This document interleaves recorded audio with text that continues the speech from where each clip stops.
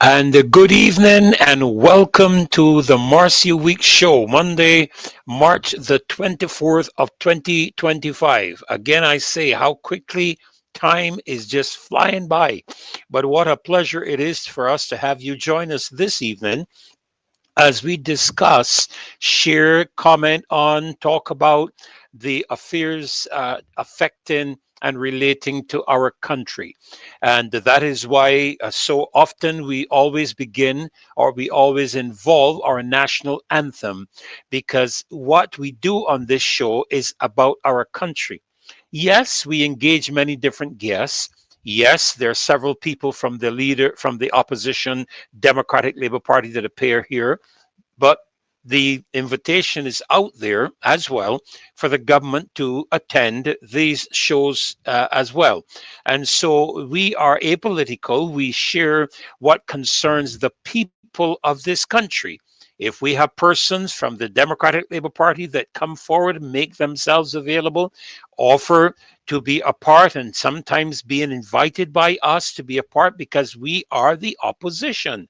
Now, before I even proceed into the show, you know that whenever you hear the national anthem, Rev is going to follow it up with a pledge to Barbados, our flag, and to our flag. And on Saturday, at the beginning of our march, that is precisely what we did. And I want to continue that tradition on the Monday here with me of our commitment to our country and to our flag. So I encourage you to share together with me the Pledge of Allegiance to the country and to the flag of Barbados.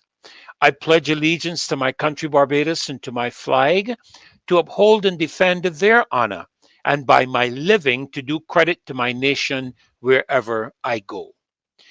In that, in the national anthem and in our pledge, we make a commitment not to the government. We make a commitment to our country and to our flag. Our flag represents the independent republic sovereignty of Barbados. In other words, we are friends of all, but we are satellites of none. And so this evening, we want to engage a number of different matters that have arisen, and I dare say are cause for concern and cause for questions. Now, I want to suggest to us tonight that the reason questions are being asked of a number of matters is because there has been no transparency. This current government, to the best of my memory, campaigned on three issues or three areas I recall that stand out to me. And maybe they don't to others, but they do to me. And those areas are transparency, accountability, and the revelation or revealing of the assets of every single member of parliament when they received the 30-seat majority in the House of Assembly. Now, as a people, we will have to make the decision as to whether the government has fulfilled that commitment or that obligation. But before I even go there, before I even get into matters to do with banks or anything of that nature, permit me to do one thing, at least a couple of things, before I proceed much further. I want to extend condolences, if I may, on behalf of the loyal opposition to the former Minister of Finance, Mr. Chris Sinclair, who I understand lost his mother, I believe yesterday, I think it was, if my information is correct. And we certainly want to convey deepest condolences, sir, to you. It would be expected of me as a minister to do so, and I would like very much to do that and convey to you, sir, the condolences of the Marcia Week Show, the loyal opposition, of course, myself, and wish you indeed God's support during this difficult time. I have faced this area before, and I know it can be a challenging time. As a matter of fact, for any of us, any form of the passing of friends, relatives, It's not always an easy thing. It's not an easy thing. And so we extend our condolences to you, sir. And then, secondly, let me welcome all of you that are joining us on the show tonight. We are happy to have every single one of you. As a matter of fact, I want to say how particularly thrilled I was on Saturday to have so many of you come up and identify who you were. Now, I can't promise you that the next time I see you in reality, I remember that, but I'll do my best. But it was certainly a distinct honor and a pleasure to have had so many of you come up and identify yourselves so that at least I can begin to associate a face with a name. But this evening, we want to welcome all of you by name as well. I may not be able to call all of you, but if I can, please don't take it personal. And I would just say that I tried my best. All right, Vernon Garns, Judy Jilts. Well, Judy, we're always happy to have you. Torona Hall, thank you, Toroni Hall. So wonderful to have you joining us tonight, Michael Herwood. Queen Bee, the loyal individual with the loyal opposition, Mr. Owen Hines, Diana Husbands, a pleasure to have you with us tonight. Mildred Ben, Marcy, of course, Marcy, you saw what I did this evening. I started with the national anthem, okay? So great. Good to have you with us tonight, Jacqueline Aline. And Matthew Brown, Lucinda Aline, Mystic Angel, oh my goodness, Patrick Designs, and Bonnie Springer, Sir Alfred Benjamin. It's a real joy to have you with us tonight as well, all the way from Brooklyn, New York, loyally supporting this show. Thank you so much, sir. Sandra Watkins and Jade Emperor the Third. Tony Paris, CEF Barbados. Wow, welcome. Good to have you with us tonight. Alvin and Gilbert. Sandra, good night to you as well. DeCosta Fields, Angel Humble. Yes, condolences also to the two persons who lost their lives in that gas explosion in Baylan. And we now learn of another one fighting for their life through a shooting or something of that nature. I picked up on the news today, another shooting in the city area. Oh my goodness. And we pray that that person will be okay over the next few hours. Mr. Nigel Newton, of course, Nigel, it was great to be again with you at that march on Saturday. And listen, let us express our sincere gratitude. I know that Marcy has already done this last night, but let me express it as well. All of you that turned out, my goodness, we were absolutely thrilled with that turnout on Saturday, and we are grateful for all of you that supported that turnout. Now, unfortunately, I know it has been recanted, but you see, investigative and honest journalism gets facts right first. And if you were present, you should have asked the question and you would have got the correct answer. And there would have been no need for a retraction, which I noted there was no expression of apology in that retraction. I watched it, I listened to it, I heard that it wasn't this, but it was this, but I heard no apology. I want to say to CBC, you owe the Marcia Week show and the Democratic Labour Party an apology, not just a retraction. Your retraction should have contained an apology at the beginning, at the very outset. You should have indicated your apology for carrying the incorrect information. It was not a mistake, because if your journalists had any sense of proper decorum, they should have asked for the organizers. They should have asked the organizers a question and they would have got an answer. But such is the environment that exists in Barbados today, and it runs top down, where persons feel that they can just put information out there, and we don't do it on this show. I can tell you the number of times I fact check things that people send to me. People send a lot of stuff. Marcia does it, Dave does it, Glenn, that we all do it.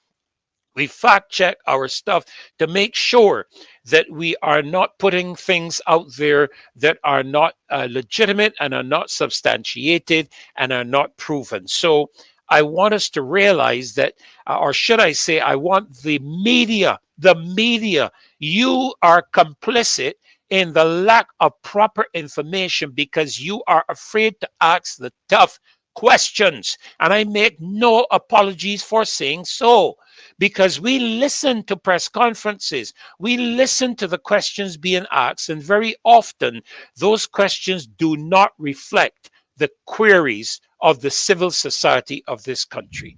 And so we want to be sure that we express, and I certainly want to be sure I express my disappointment in that CBC did not apologize. They carried a retraction, but they did not apologize. That enough said where that is concerned. Now, let's turn our attention to this brewing debacle with regards to this Afreximbank that is being constructed in Barbados. Now, I understand at the cost of $180 million. Now, there are a few things I want to share this evening with reference specifically to this matter. First of all, let me share with you let me share with you our article or information that was sent to me first, was conveyed to me, and then I want to share with you the expressions of the governor of the central bank. I received this information. Allegedly, it is accurate information. I don't know for a fact. Unfortunately, I haven't been able to fact check this, but you will fact check me. But it looks relatively consistent. I know what I've just said, but as I looked at it and reflected on the content, and I did do one or two quick looks on the central bank, on the matter of the Central Bank of Barbados Act 2020-30, it says it outlines specific provisions to prevent conflicts of interest involving the governor and deputy governors of the Central Bank of Barbados. And one of the things that caught my attention was that this information, which I'm not necessarily going to share here, I am told that the measures within the Act are designed to uphold the integrity and independence of the central bank's leadership, ensuring that their actions are aligned solely with the institution's objectives and the broader economic interests of Barbados. Now, I am going to read for you a release. I would have to call it a press release. It is a press release coming directly from the Central Bank of Barbados addressing the governor's role on Afreximbank board. I read and I quote, "The Central Bank of Barbados wishes to clarify recent inquiries regarding the governor's role as an independent director on the board of the African Export-Import Bank, or Afreximbank. The governor's appointment to the Afreximbank board fully complies with the Central Bank of Barbados Act 2020-30 and poses no conflict of interest with his responsibility as governor. In accordance with the Act, the governor may accept external appointments with the approval of the Central Bank's Board of Directors. This appointment has received such approval, and importantly, the governor receives no remuneration for his service on the Afreximbank board. His work on the board of the multilateral is pro bono. Afreximbank is a multilateral financial institution that operates outside the regulatory jurisdiction of the Central Bank of Barbados. The central bank regulates and supervises domestic financial institutions in Barbados, not international multilateral development banks. The bank views the governor's service on Afreximbank's board as an opportunity to deepen Barbados's international financial relationships and enhance the bank's own strategic perspective through global engagement. Moreover, this appointment aligns with established international practice as evidenced by the participation of central bank governors from 3 other jurisdictions, as well as the deputy and sub-governor also serving on the Afreximbank. End of quote. Now, I thank God for the release from the Central Bank of Barbados. We are grateful for it, but there are a couple of questions that come to mind as I read the release. First of all, I look at the matter of the fact that his work on the board of the multilateral is pro bono. Now, I took the liberty of looking up the meaning of pro bono because we need to be informed. Pro bono, especially with reference to legal work for a client with a low income without charge. That certainly does not reflect this financial institution. It is not in a place where it cannot pay. Now, I accept the fact that the governor of the central bank may prefer not be so remunerated for reasons, whatever those reasons are. But I found it interesting that that was the particular reference within the context of this press release. The second thing that we need to address is that, and it caught my attention as well, and I really would like someone to tell me how any institution can operate in Barbados, and if it is operating in Barbados, and the central bank press release says that it is a development bank, yet when I look at the information to do with this institution that is on their website and from other sources, it is not referred to as a development bank. It is a private bank with investors, with assets, it pays dividends and that type of thing. And so I am questioning the matter of how is this financial institution, which is not an international multilateral development bank, does not fall under the jurisdiction of our financial conditions in Barbados. Okay, so if you tell me that not being a financial bank in Barbados where it receives deposits and so on, and I don't know if that is what they're doing. I don't know if they're receiving deposits or anything of that nature in Barbados, because the reason we have all of these questions that are coming up concerning the land being given away, land being repositioned, land being sold off, and all of this is because there is no transparency. I am told that this matter goes as far back as 2020. We are in 2025, and I have not spoken to a single Barbadian who was aware of this agreement or this information or having any knowledge whatsoever with regards to this matter. And so I am here to raise the questions because of the lack of transparency. This is a government that ran on transparency as one of its plagues, one of its pillars in the general election. It ran on integrity and accountability. And yet we see the arrogance of ministers who seem to think that they have a right to do whatever they want. Of course, there's some language that the Reverend cannot use. So please do not say I used it.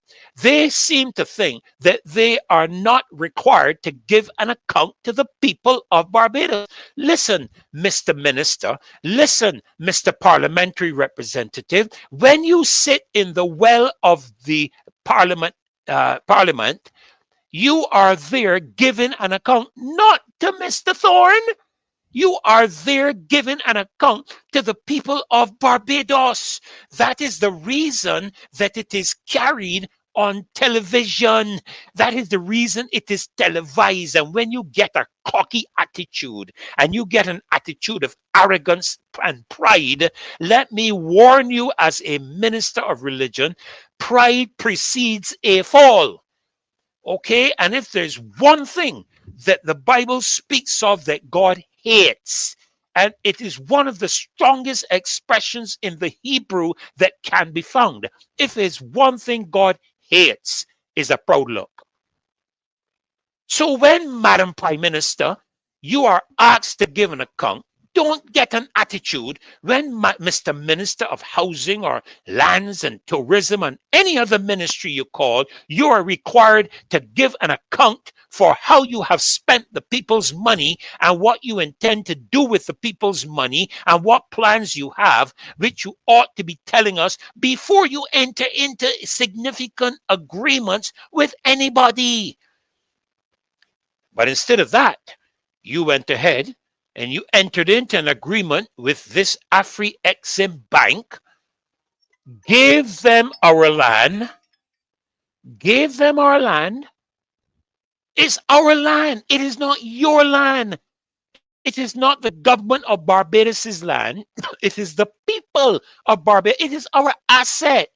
It is one of the things that makes us attractive to the rest of the world and makes people have a desire to come here, our property. And that may well be the reason that people today are concerned about how this matter has proceeded. You have given away an asset, and we have a right to know what is in it for this country. Now, I'm not going to say some stupid arguments on Facebook. I'm not going to say that.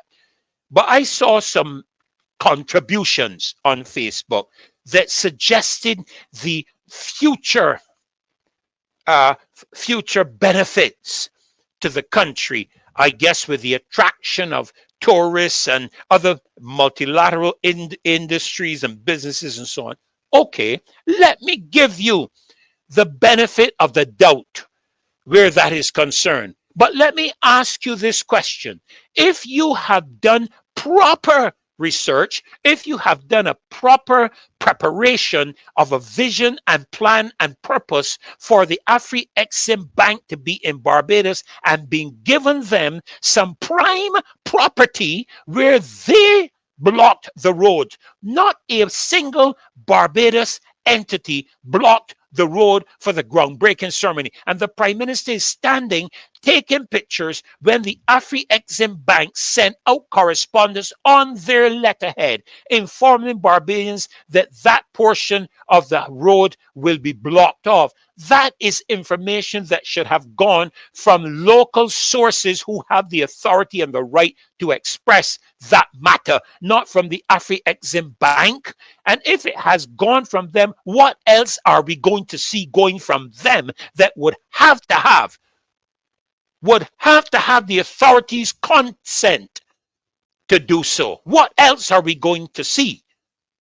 So the question remains, what is the benefit to Barbados? And if you have done your appropriate due diligence, then you should be able to provide for Barbadians the projected economic benefit in terms of dollars and cents as to what we can expect to receive as a result of vesting our prime property in the hands, putting it into the hands of a foreign, private-owned, financially profitable bank with no involvement, no control involvement. The central bank governor is an independent board member, And he's only one. Look at the listing of the bank. And yes, they're right. There are several others who have been involved. Yes, but that does not legitimize anything, you know. You know how many organizations, you know how many financial institutions have had people that would be well known involved and have been corrupt, have been found guilty of money laundering and all the rest of it. What do we know where this entity, excuse me, is concerned? What do we know? Unless we go do our own due diligence. Because nobody from the government has come and told the people of Barbados what this bank is, who is the owners of it, what is the history of it, what are the benefits to Barbados with having this entity on our shores. And I understand Trinidad and another Caribbean country declined to have them for whatever reason. They seem to have had enough sense for whatever reason to decline their presence in their country. I don't know why, really. I have to look up that, but that is my understanding. But we open up our arms, welcome them, and not only welcome them, but we give them 2.07 or something acres of prime property in this country for a hotel, a bank, and a conference center, the profits of which none of it will be taxed, none of it will be in any way, shape, or form beneficial to this country. I am even informed, and I listened to Brass Tacks today, don't often listen, but I listened to it today to discover that in truth and in fact, they are virtually given diplomatic immunity. This is a private bank. What madness am I hearing?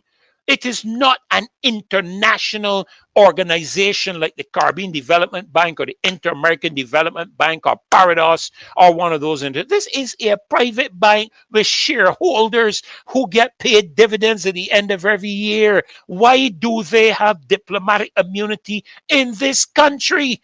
The president, the vice president, the directors, the alternate directors, officers, and employees of the bank, and consultants and experts performing missions for the bank shall be immune. Read it on your screen. Shall be immune from legal process with respect to acts performed by them in their official capacity. Now, stick a pin there a minute for me, Dave.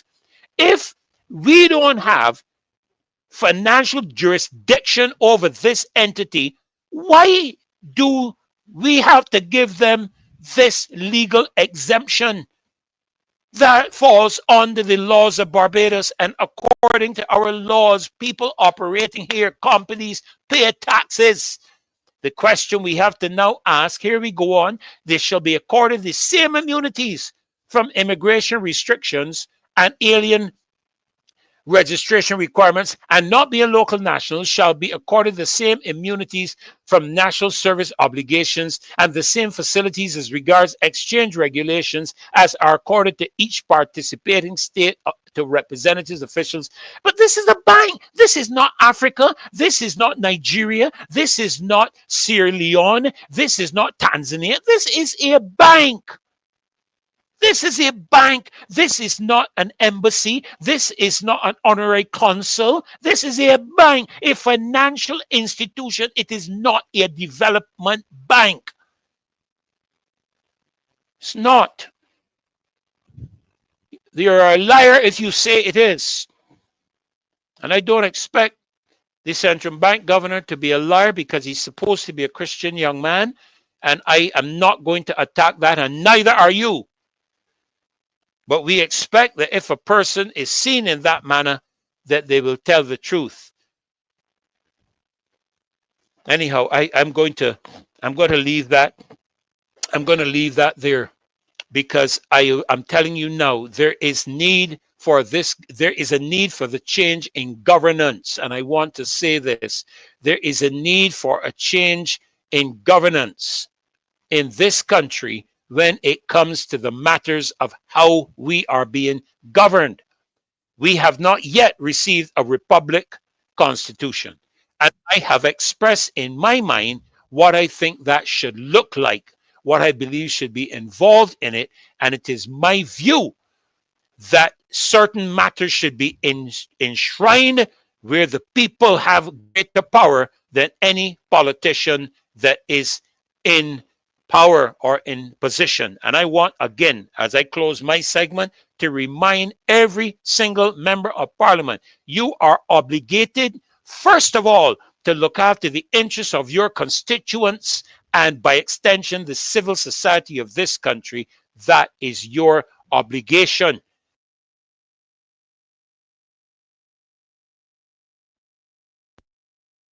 Completed, especially those plans that are going to make major changes to our country. Well, my first guest is here. I want to welcome Mr. Mark Simmons into the show tonight. Good evening, Mark.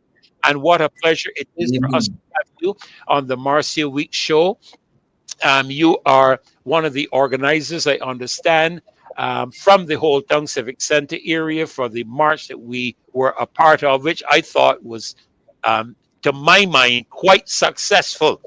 I was up to the front, and boy, when I look back, I couldn't believe my eyes, the length of the number of people in the march. But I'm sure you will share more about that and other things, I'm sure, as you are in the show tonight. So welcome, sir. A real pleasure to have you.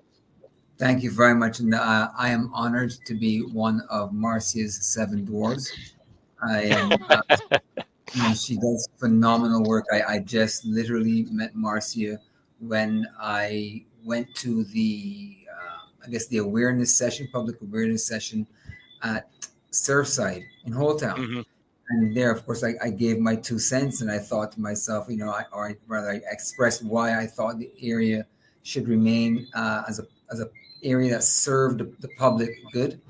And then after that, I was asked to come forward and do other things. And of course, I am the founder of the Whole Town Chamber of Trade, which is our local chamber of commerce. And naturally, I was a go-to person in this area from 5 generations Whole Town. And so I guess it just sort of all snowballed, and people came around, and became part of the team. And I'm very happy that it's turned out the way it has. I'm very, very grateful to the people of Barbados in general for the support, this overwhelming support for what we are trying to express, and also what we are expressing, rather. And also there's overwhelming support for a lot of the other communities that, that have vital lands that are at this time up for sale, or being presented on the world market for sale, such as, of course, Brighton, such as, of course, Drill Hall and Oystons and Bay Street, Gemmett's Lane, of course, which is actually being gifted as opposed to sold.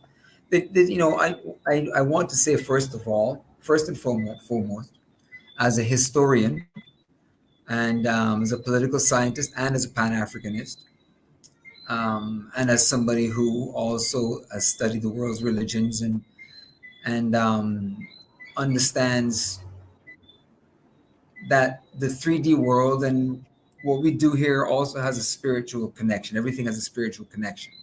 We're actually part of nature. We're not apart from it. But as Barbados, we've had phenomenal leaders over the last 60 years. There's no leader who has actually led us astray or done anything to destroy the country. We have, of course, disagreements from time to time, and various leaders have made mistakes or missteps. When you look back, maybe things could have been different, but we've maintained high standards of living, above average education system, and at some points, excellent education system. We've always been respected in the world, in political sense, in terms of economics, etc. So, and Miss Prime Minister Motley is the most recent in a long line of very astute leaders that Barbados has been blessed with. Now, at various times, of course, we all remonstrated and said, geez, we wish that would have been different. However, the way I see Barbados, I see myself, I see us, the whole Caribbean is very similar.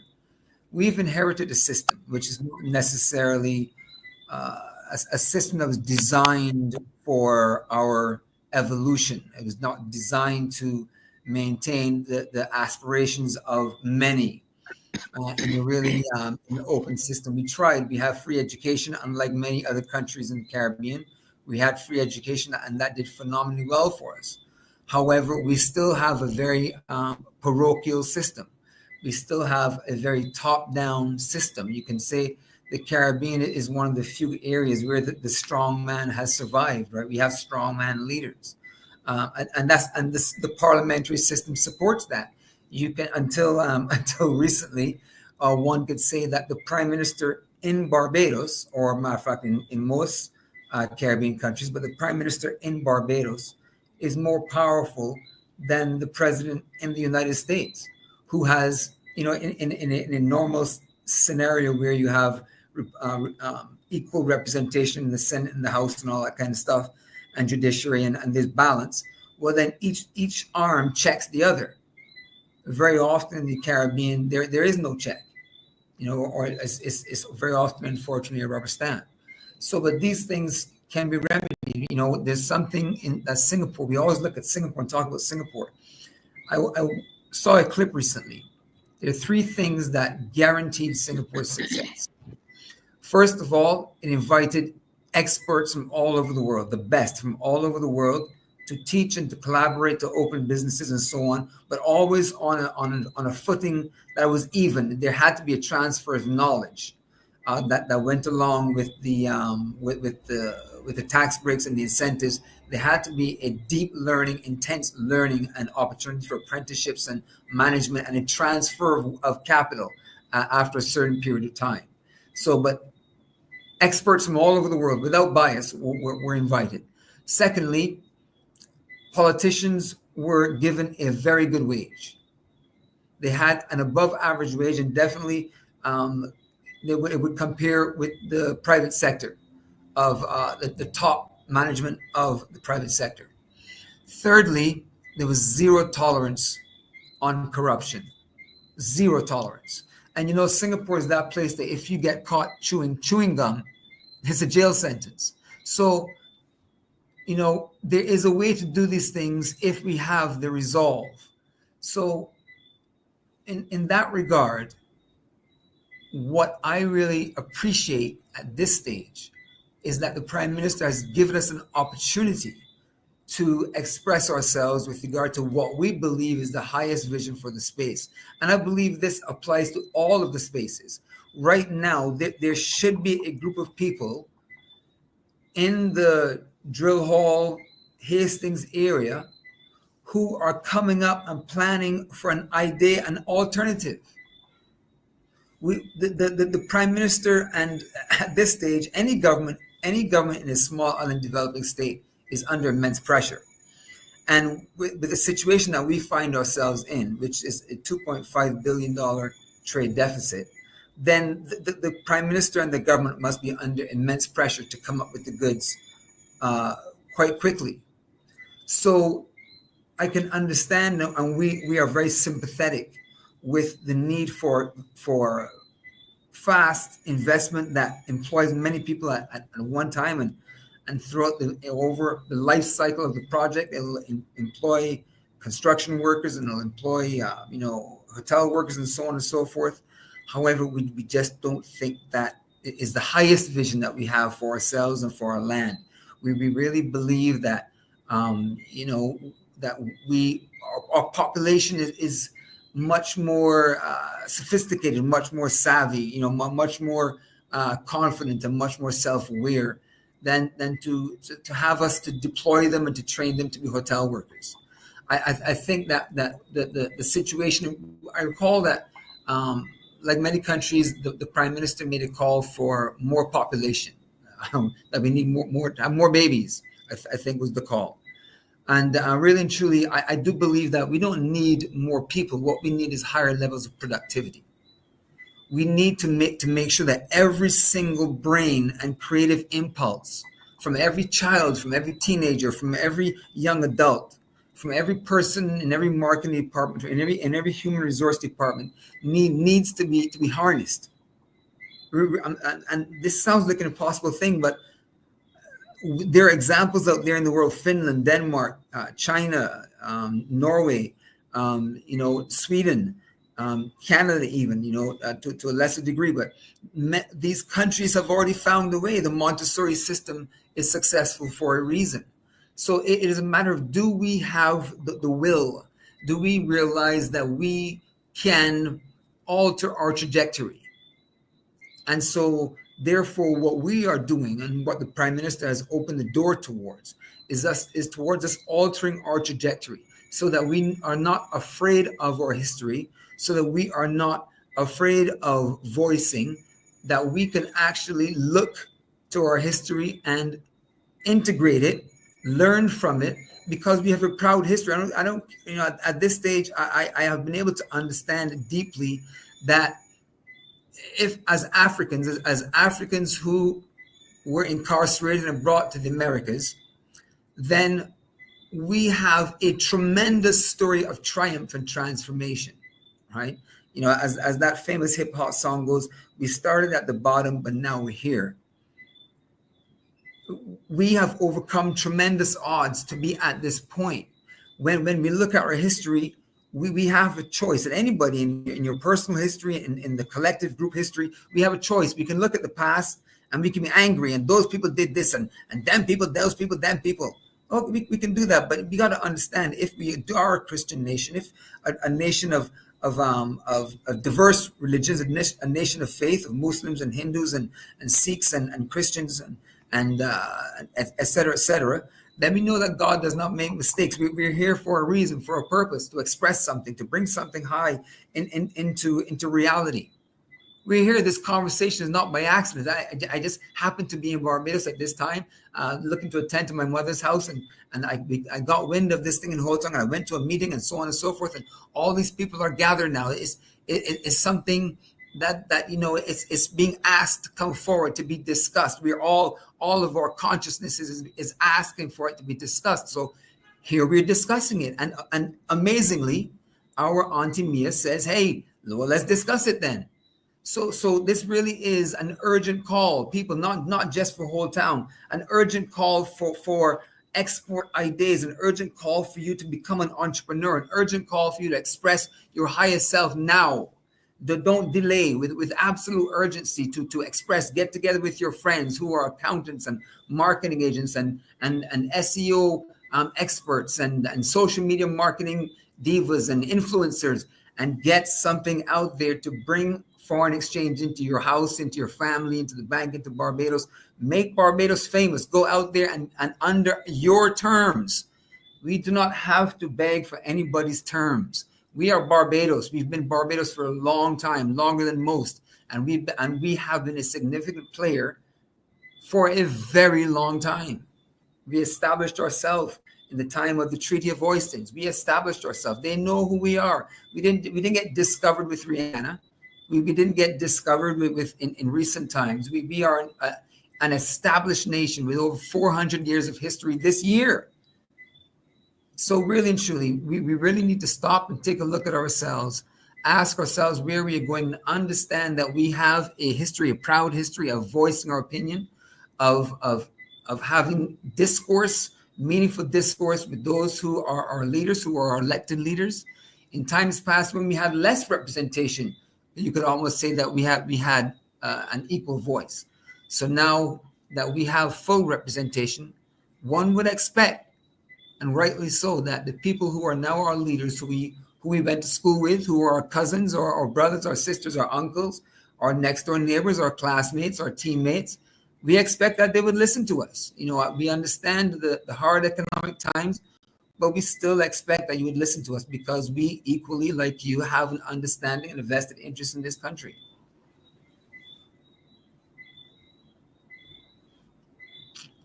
Well, Mark, I hear what you're saying, but you're going to get people who will push back on a lot of the stuff that you've expressed. So let me share this with you as to what I mean. You mentioned about the idea of alternative ideas, alternative views. I have a couple of challenges there that I think people would have. And that is, first of all, this government that exists today puts matters into motion and completes them before the citizens of this country know anything about them. And subsequently, to offer alternative views is a total waste of time, because they have already, without any dialogue, any interaction, any consultation with the people of Barbados, engaged in matters that we, the citizens of the country, feel are to our detriment. The Afreximbank is one. Whole Tongue is one. Before, I believe that if it wasn't maybe for this show, that we would have not known what was happening at Whole Tongue.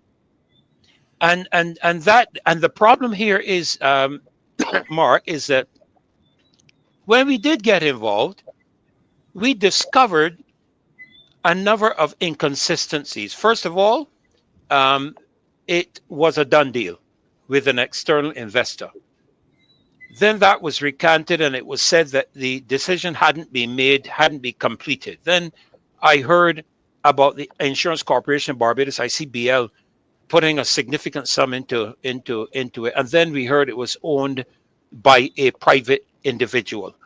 And so the challenge exists here that many Barbadians have, and of course, to add to that, is when one of your senators who was asked to be in Senate, excuse me, asked to be in Senate, expresses an alternative view. What is the first thing that happens to the senator? The senator is well, let me be brutally frank, is fired. The senator is fired. Now, that doesn't give a lot of hope and a lot of sense to Barbadians, to the person out there listening to us, to come forward with alternative views, because if you're going to do that with a senator, what are you going to do with me? Well, once because again, go ahead.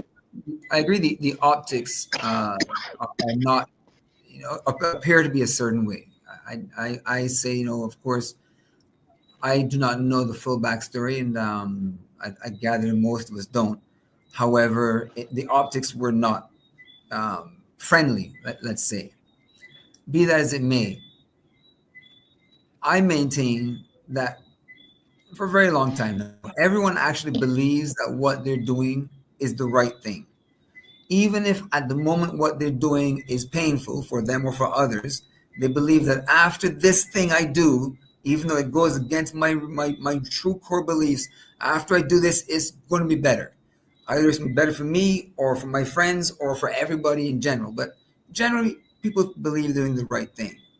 Now, we live in a democracy, which means everybody's involved, because you know what? Everybody voted, and believe it or not, if I recall, there was an overwhelming mandate twice for the Motley-led administration under Prime Minister Well, Motley. let me inject here quickly with you, because Yes. that is not necessarily representative of the majority of the electoral people Well, in Barbados. I understand. We went through COVID. We Yes, went through COVID, and right now, to be brutally frank, according to the Electoral and Boundaries Commission, this is a minority government. They got 30 seats because there were 15,000 people in what they call it again, in quarantine, who were not permitted to vote. And so you have a government that is not reflective as we used to have, because you made a reference to our leadership in the past. We have always had governments in Barbados with anything like a 52 to 48% majority, 53 to 47. It may have risen to around maybe 57, 58 to 43, 42, something like that. But we have never had a government with under 50% of the electoral support in Barbados form the government. Never in the history of this country has that ever happened. So I can't say that the elections on the basis of particularly the last one is necessarily a reflection of the people's embracing of this administration. Okay, so what I will say is that there are no mistakes. Everyone, whether you did not vote or whether you did vote, your action or non-action brought about the result that we have now. Agreed. And so at this time, what I'm saying is, and I believe what the overwhelming thought now of those people who are determined to find solutions and who understand the gravity of the situation are really focused now on solutions. And when I tell you that we are taking this opportunity that we have, this crack in the door, we are taking it and embracing it.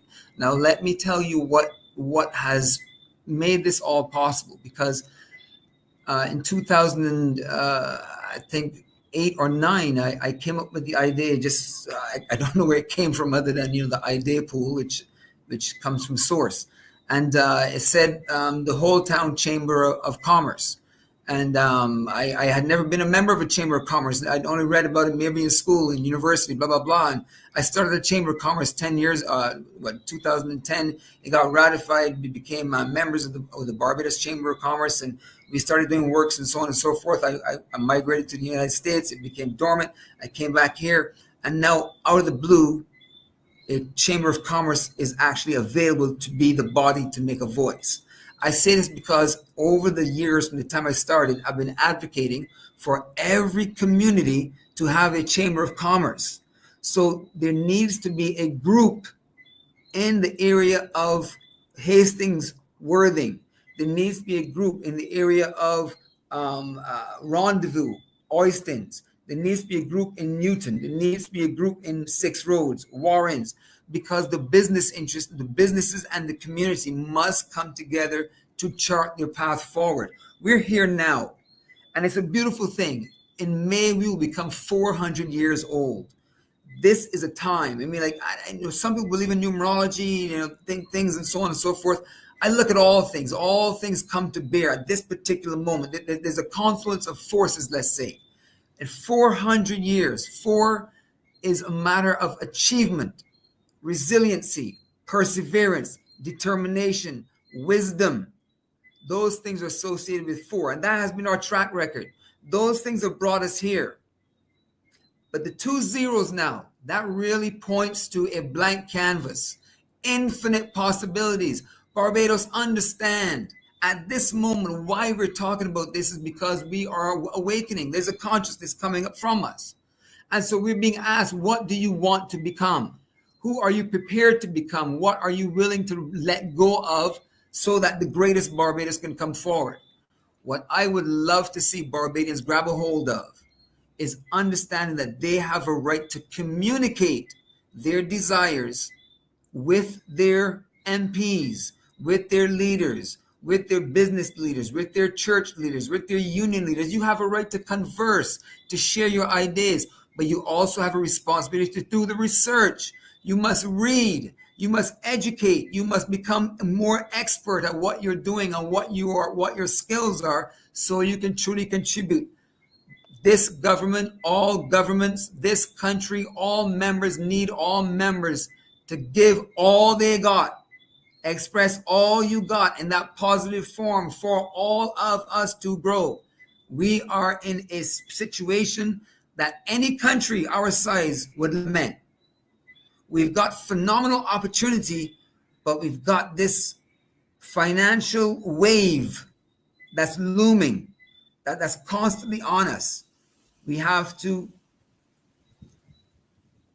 prepare ourselves to transform. And we can do it because we know where we came from. We have ancestry. We have those cousins. We know them all over the world. So we can do it, Barbados. We can do it. Well, I want to certainly thank you, Mark, for coming on. We have to shift to the next segment, of course, which includes what you were talking about a little earlier with relation to the march. We're going to be showing some clips of that.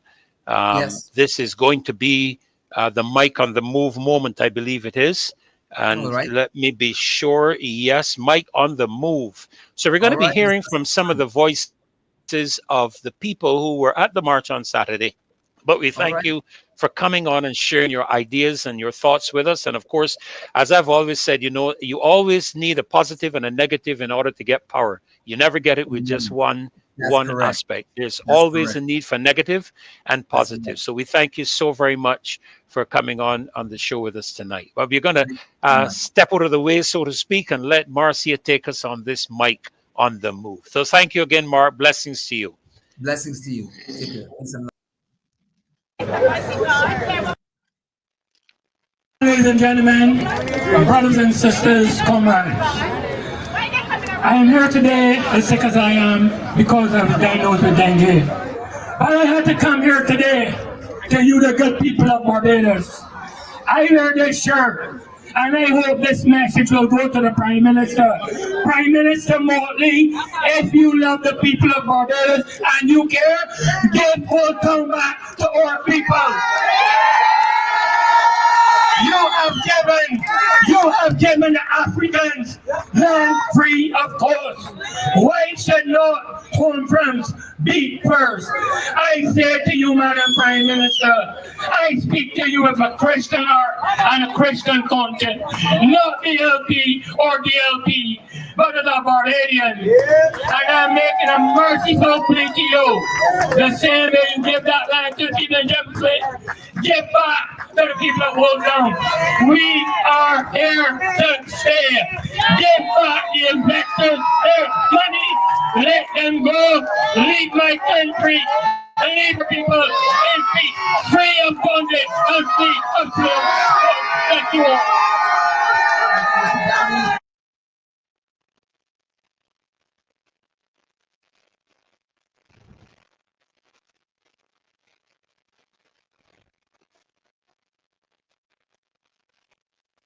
Okay, we see. Oh, okay. Thank you very much. Yes, please tell us your name. Roy Tierney. Roy Tierney. Okay, we seem to be having a little technical difficulty there as it relates to the mic on the move. Just wanted to touch on a couple of little points here. One of the, I've had this discussion with Nigel Newton sometime with relating to us being a democracy. A lot of people interpret a democracy within the context of the freedom to vote. And that is one of the reasons I'm calling for significant reform where the Republican Constitution is concerned. I'm just waiting for Dave to come back in with that mic on the move. Because one of the things that we have not seen happening in Barbados down through the years is an engagement with constituents by their parliamentary representatives with regards to what is happening in the country, what is beneficial to the country, what things can or cannot be done. Agriculture is one classic example.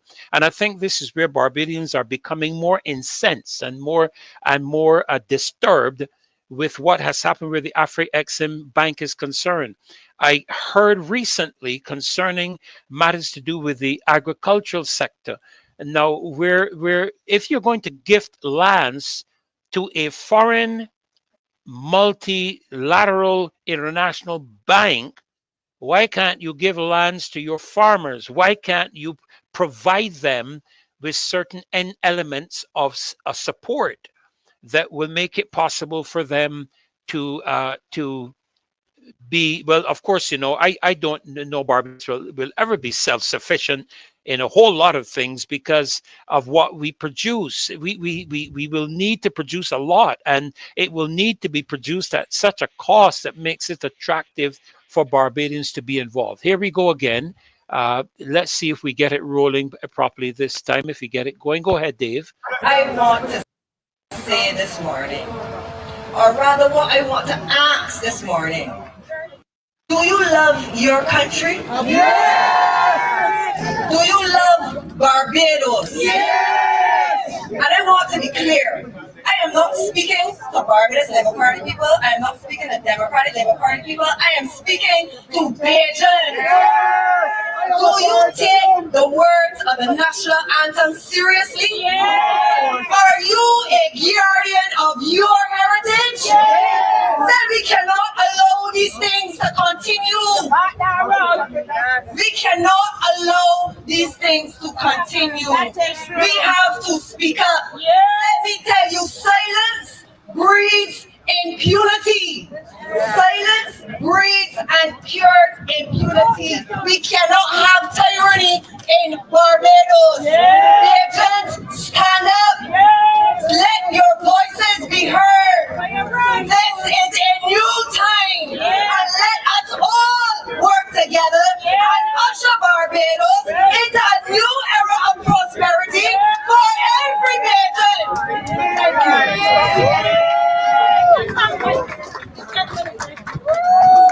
Hi, morning. I'm Michael Carrington. I want to pick up from where my friend was talking. He said we need a change in governance.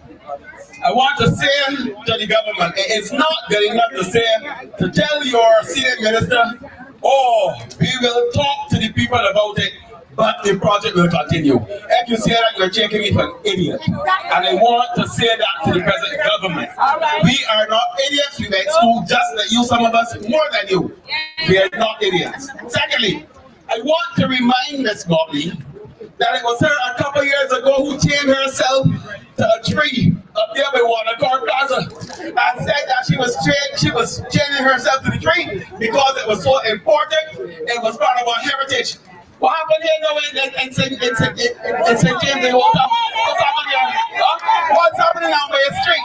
What's happening in Gates Valley? Look, a couple years ago, Barbadians drew a line in the sand when they said, look, no private beaches, that beach is mine.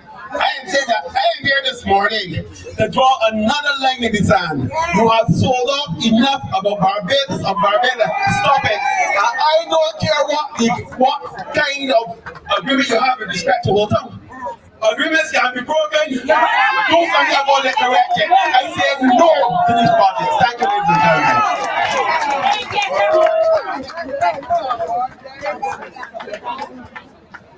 Hi, good morning. My name is Robert Hines.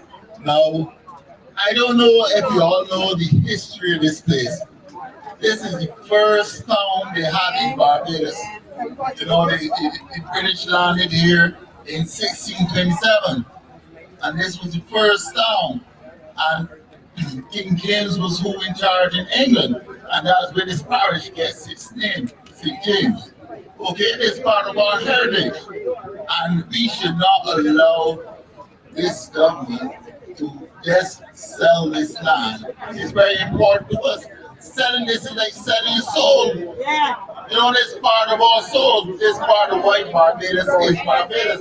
This is why St. James is St. James. Now that flow of water there, went to the sea. And they formed a still part which allow boats to dock. And that is why the settlers came here. That's why they made this whole town. You know, this part of our heritage is deep rooted in our culture. So they just allow a government to sell this place. They don't understand Barbados.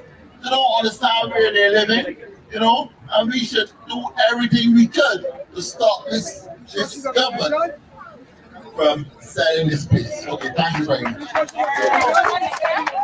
Ladies and gentlemen, for right now, this moment we have a performance, and then after the performance we'll bring you up.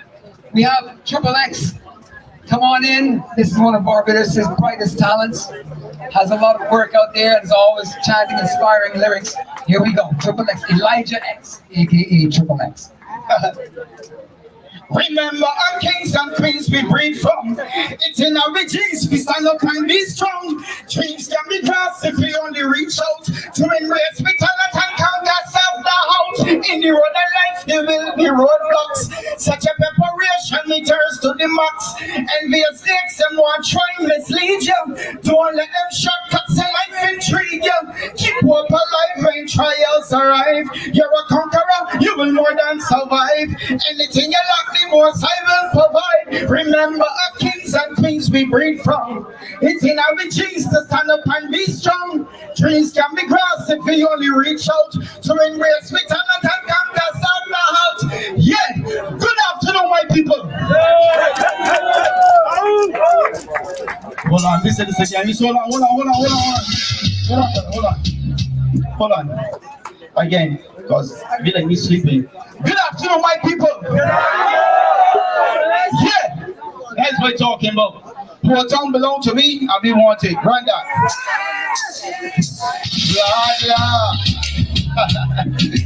Anna, oh, eh. Anna, oh, eh. Lord.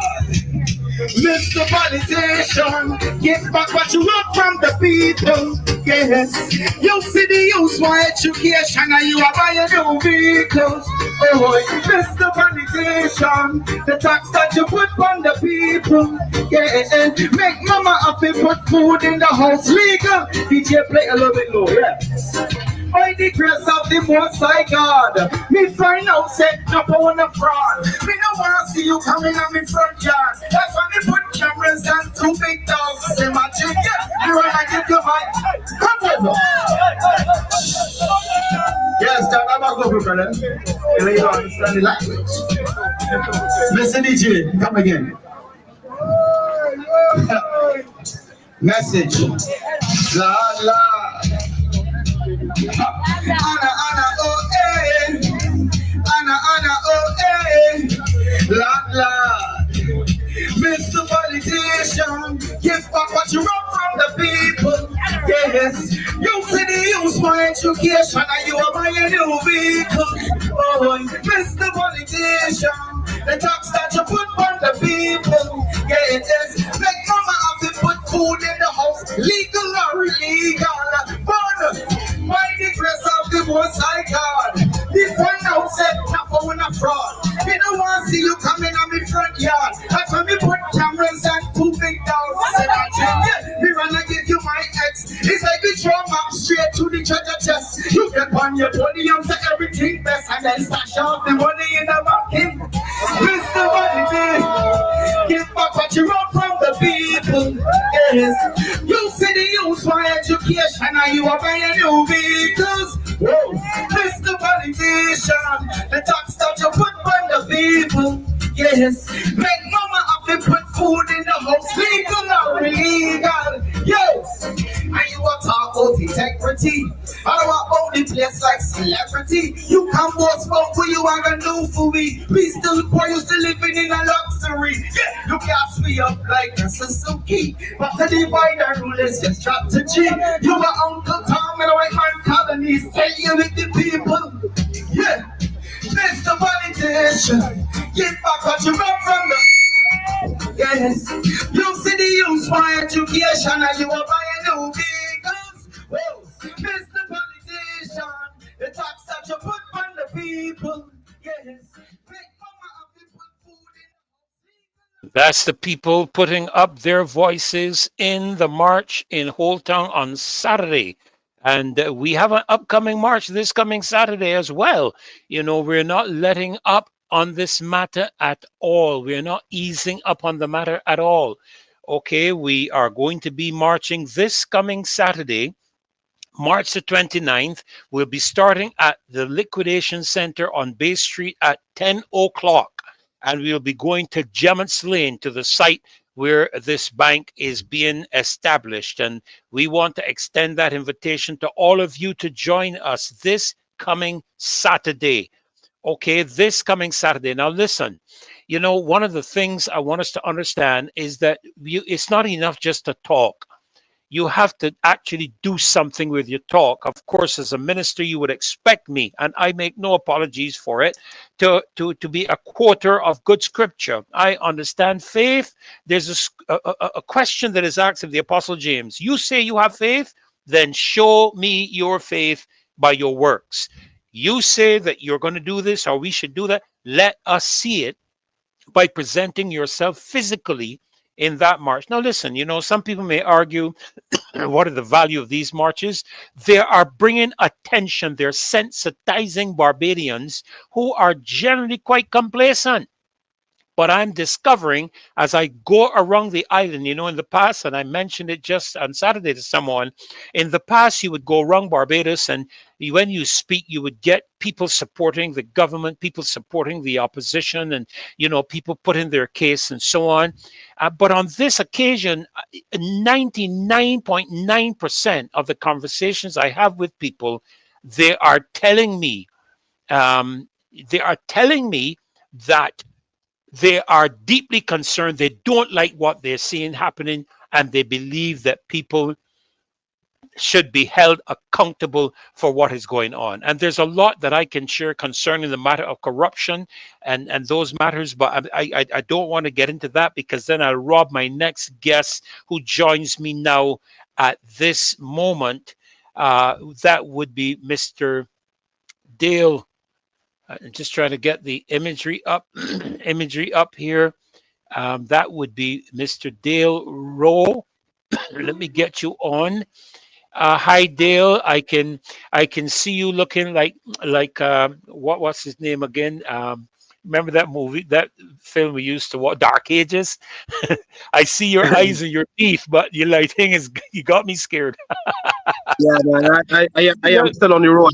I'm still on the okay, road. no problem. Dale, listen, it's a pleasure to have you join us. And again, as I said at the beginning of the show, some people think that this Marcy Week show is a DLP show. It's not. It's apolitical. We have extended invitations to the government to come here, share their vision, converse with us, answer questions. None of them have had the intestinal fortitude and are being very polite in showing up to do that type of thing because they don't think that we are important or the people are important. So let me welcome you, sir, because you obviously think that the people of Barbados are important enough to turn up for the show. So welcome to the show tonight. Thank you, sir. Yes. Good night, everyone. All in your hands. Okay. My my concern, is housing in the city. When when we look at the city, we really need to go and take a walk in the city. I met a old lady, and this old lady, she's walking with a cane, and she's going to a standpipe to fill water. So it has me a bit. Do we have an administration that would give away 5 acres of land, but we have so many people in the city that have really bad living conditions? I personally believe that we should have used that space to create housing for some of the people in the city. Persons like to say, man, government can't do everything for everyone, and people like to wait on the government. But my question is, there are persons that cannot get the mortgage certificate from financial institutions based on their wage. So what systems or what are we doing to put stuff in place for persons that don't qualify for a mortgage? I know so many people at current that cannot qualify for $100,000, and if you do qualify for $100,000, that you can only get a piece of land. So what are we doing as a people? What are we doing as a government? So we still need to take those persons into consideration.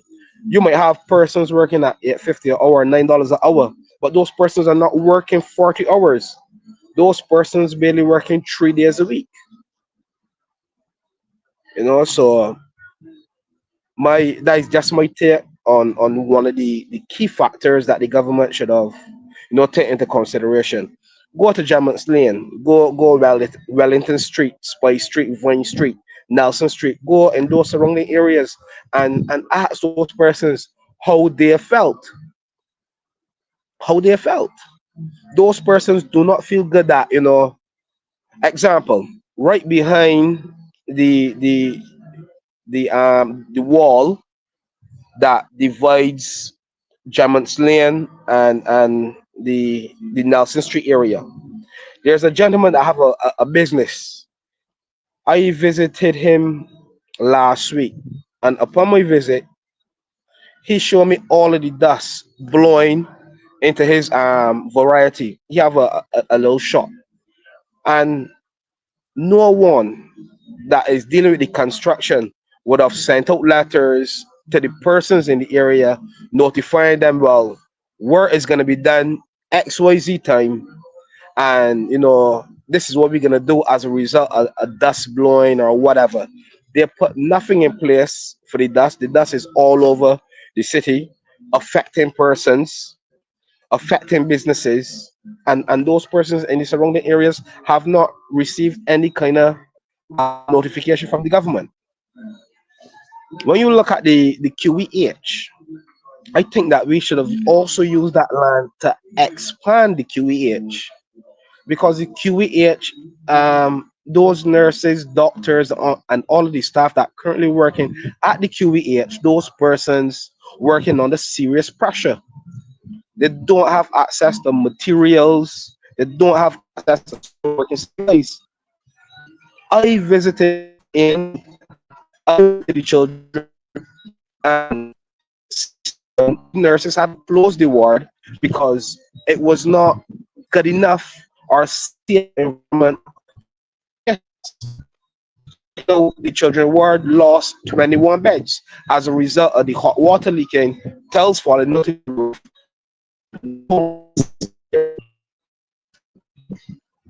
And then another thing that caught my attention when I'm visiting the city in the evening, like now we have a lot of little children outside.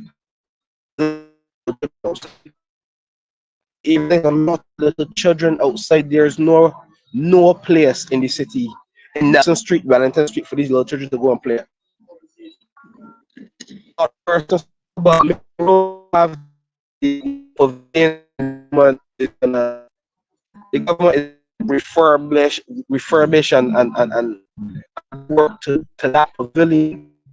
Work only start and finish within a week. The work was done. Beer galvanized is around the property and is just an eyesore. Go on Bear Street. Go and visit Bear Street. Go and visit London Bourne, and I guarantee you're gonna see there's no areas for these little boys or little girls to play. You know, personally, I think government should have had a meeting asking persons what they think, you know, as a result, giving that 5 acres for free. If you want to give the 5 acres for free, I have a solution. Why not secure at least 200 jobs to make sure that persons in the city get jobs? Persons in the city currently cannot get no employment because persons, different human resources, managers refuse to hire the people as a result of the area that the person live.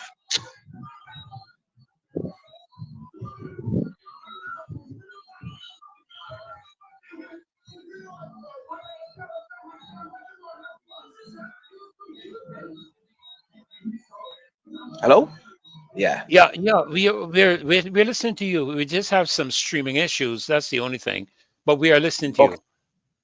Yeah, you know, so I think that we could use a part of that Jammon's Lane to create a community center that we can do different stuff for the children. Hmm. We could But also use that area to expand the hospital, and also we could Dale, provide. Yes, sir.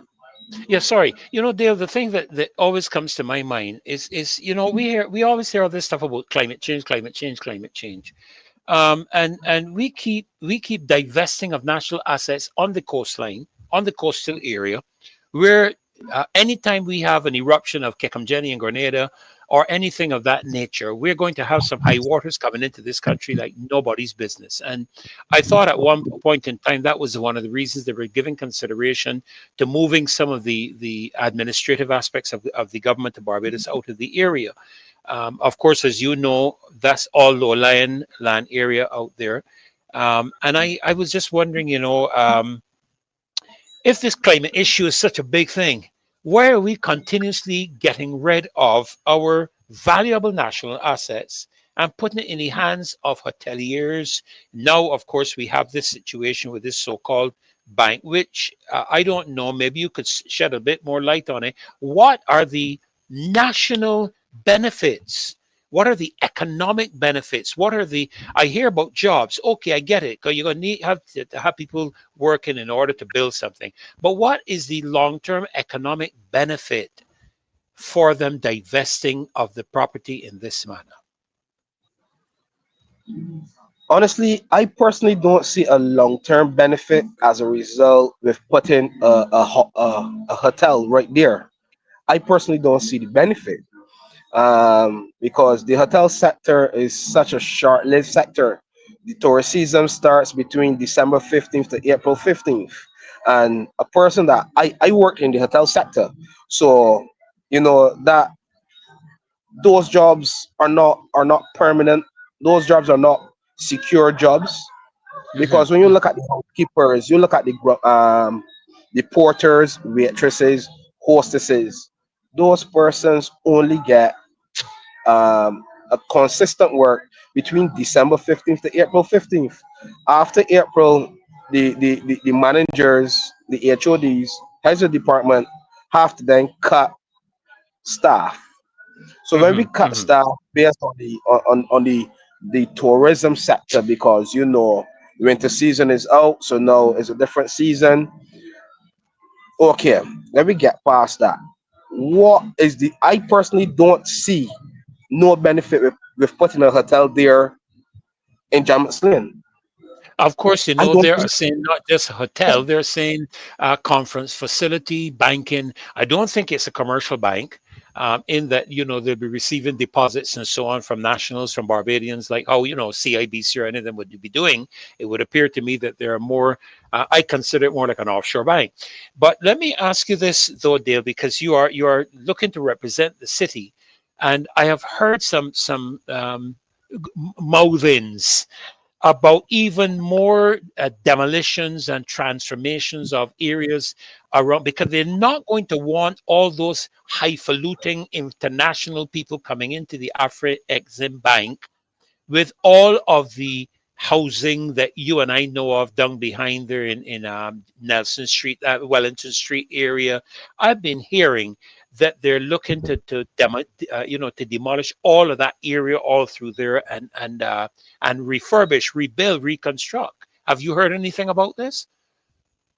I heard residents saying that they heard that soon from now they will have to leave the city.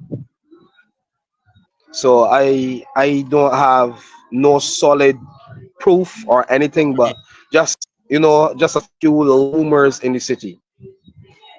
Because when we look at what is being projected, and I'm sure you're familiar with the projected development coming from all the way up by Savannah Hotel, all the way down Bay Street, government headquarters, the old geriatric hospital, all that property through there, coming all the way down Bay Street, down through the old dock area, the old wharf area that we had there. We have seen the projections and plans for multi-story hotels and all these kind of things. But the question I have is, what happens to all the people in this area? Is government going to relocate them? Are they going to be given land and housing like they have done with the bank, if they're going to uproot them and kick them out of their living area? What is the plan? These are the questions that are rising in my mind. Yeah, I totally agree with you. I personally don't think that the government have a plan for those persons in the city. Because if the government had a plan for the persons in the city, they would have made contact before they made this decision to launch the bank and whatever else they're launching in Jamet's Lane. So I Mhm. think if the government had the people interest at heart, the people would have been the forefront of this decision making process, or a part of this decision making process. Well, you see, it appears to me that this is and of course, I'm an advocate for a shifting governance, and I want people to understand my language, because down through the years, we've had different governments, different parties in government. A lot of things have not necessarily revolutionized or changed in the terms of the governance, but I really believe that the new style of governance should be involving the people substantially more than they have ever been involved in before, because we are living in a different world. We are facing different challenges, not just as a government, but as a people, because whatever challenges the government faces, we, the people of Barbados, face. We are 7.8 or something $billion in debt that the government is not going to pay back. The people of Barbados have to pay that back. And so I'm wondering what dialogue, what conversations is the government having with the people?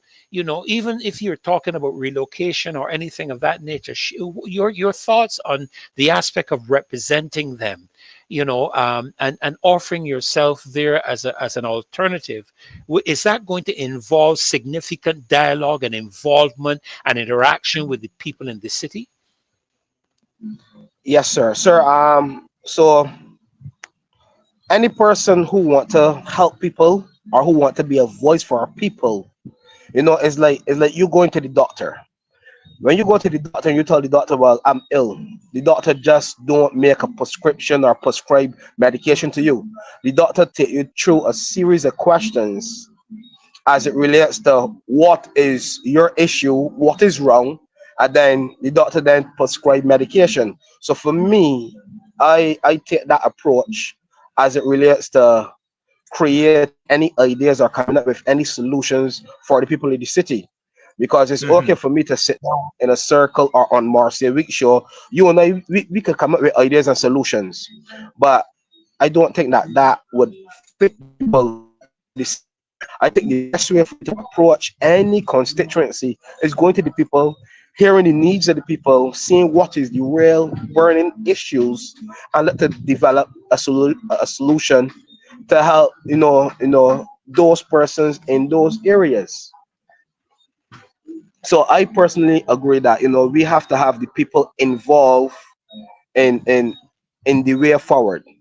For us as a Democratic Labour Party government, or for anybody, we need to have the people involved and actually hear what are the issues, and then we then could come up with a solution to combat those issues. That's the kind of thing actually I was thinking of, because we keep, for example, designing things in education, designing things for the youth.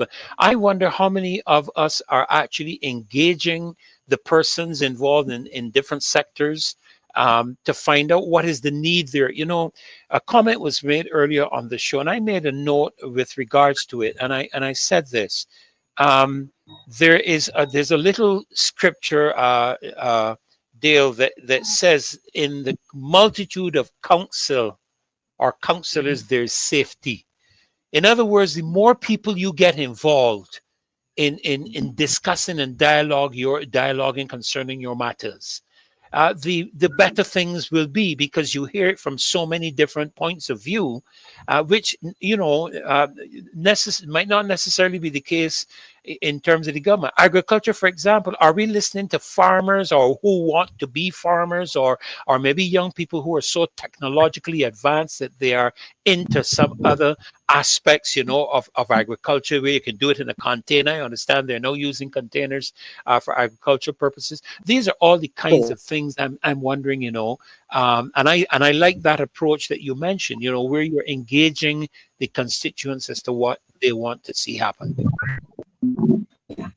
Um, what in addition to that, right? We the government want to talk about building 6 hotels, but again, anyone took the time to speak to the hotel workers? It's okay to put 6 more hotels in Barbados or 10 more hotels in Barbados, but what are you putting in place for these actual hotel workers when the people being laid off? I remember Sandals laid off a whole set of persons right before back to school. And my question is, that is back to school. Those persons have children, and those persons are laid off. So as opposed to just creating hotels, creating, short-lived jobs, why not let to make create a tourist attraction? Because at current we have no tourist attraction. The tourist attraction is the people. The reason why tourists keep coming to Barbados is because of the people. The government should look at actually building something or creating a space that people can come and say, yo, the only place I can see X, Y, or Z is in Barbados. Like how you have, let me use Shafet for example. The only place in the world you can get Shafet is in Barbados. So I think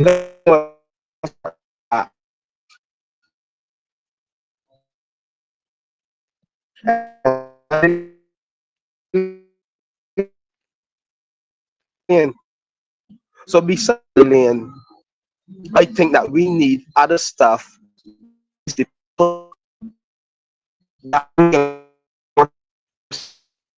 we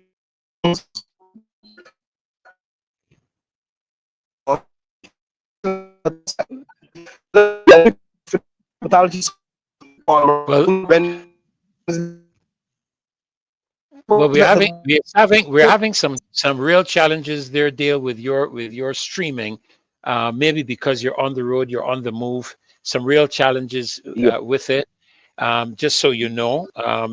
But you know, some time ago, the Prime Minister made a mention of importing some. I think it was something like 80,000 people to Barbados. So maybe the thought is to import people who will work in these hotels and not substitute, bolster the people who will work in the hotels. And of course, I mean, we have Chinese workers that people are telling me about now every single day, working all over the country on projects that are not funded by the Chinese, where companies are being formed here in Barbados with Chinese workers, and they're doing local construction, which is taking away jobs from people in the country. And I think these are questions that the government has to answer. And as I said, Dale, at the beginning of the show, I mentioned the fact that the reason that we're asking questions, if there's anything that is clear, is clearly there is a lack of transparency. If there wasn't, there would be no need for questions to be Correct. asked, because Correct. everything would be there. You know what I'm saying? But we are having a lot of challenges, I must admit to you, with your connection, because because you're on the road, the area that you're in. Yeah. And yeah, I'm sure Marcia will want to have you back on, in terms of when you have a good connection, that we Correct. can Correct. discuss Correct. some things further. Because I wanted to probably just touch on some of the things that the leader of the opposition had mentioned toward the end of his budgetary reply, concerning some of the alternative things that could be done. And certainly there are many questions, Dale, for you there in the city to answer, for those persons. I don't know who's offering themselves for the government, because I don't know whether Mr. Lane will be returning or not. But certainly there is a need for questions to be answered. And I've always felt, I've been involved with churches for many years, and I've always found that when I say something and there's no clarity, people question it. When there is clarity, there's no need. And clearly that is the state of affairs at the moment in Barbados.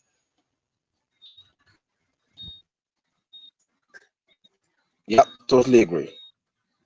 Well, listen, we are going to, our time is going by so quickly. I'm just waiting for our next guest to jump in on us, but we're having some challenges there with you. I know that you would love to probably stay on a bit longer, but we're a lot of what you said just now. We really haven't even heard a lot of it, but nevertheless, I want to thank you, Dale, for taking the time and coming in. Look forward to having you in again, at your convenience whenever you're able to. And again, we extend the invitation to anybody in the government. Dale, this is a show where persons can avail themselves of the Barbadian public, to educate them, to inform them, and to let them know what is happening. And so here's a question, for example. I want this in the Barbados to know that if the government is giving immunity, they're opening doors for those people to do whatever they please. So these are things that are being asked and need to be answered. And I believe that we are fully supportive of the approach of the leader of the opposition for holding the government to account. Not that we are BLP supporters or BLP, we are supporters of the people of Barbados. We're the loyal opposition, and we are representing civil society. And these are the questions that we are asking to be answered in the context of the transparency that was promised. I want to really thank you, Dale, for taking the time to be with us tonight. For a few minutes, we want to can we return, Dave, to a bit more, if it is possible, of the march that we had while we were waiting our next guest. And I want to remind all of you, Dave, if you could just put up that clip for me. Well, not clip, the banner or what you have concerning the upcoming march this Saturday at 10 o'clock, March the 29th, 10 o'clock, beginning on Bay Street by the Liquidation Center and going all the way up to Gemmill Lane, to the corner of Gemmitt's Lane and Bay Street. That is this coming Saturday. I want to thank all of you that turned out last Saturday. We were really thankful to God for the. We were really thankful for whether as to whether you know well, first of all, we had great weather, and we had some rain early in the morning, but so many of you turned out, and we are really grateful for that. So remember, Love Barbados March continues. If you don't have a national flag, buy one, bring your flags, because this is about Barbados. Remember, I pledge allegiance to my country, Barbados, and to my flag. And as a matter of fact, you know, it would be interesting if we knew if anybody from the neighborhood where this bank is being built, any of them were invited to this ceremony today. I wonder if any of them were invited, and I have my doubts that they were invited. So let's take in a little bit more of the march, and let's see what happened, and we'll come back later on in a few minutes. All right, so let's take in some more of the march that we experienced on Saturday. And you think you can put Barbados with a platter against the Satan? God forbid it. In the name of Jesus Christ, no. No. This is the straw that break the camel's back. This here is the straw that broke the camel's back. Hallelujah. Oh yeah? Tell Canada to don't touch it.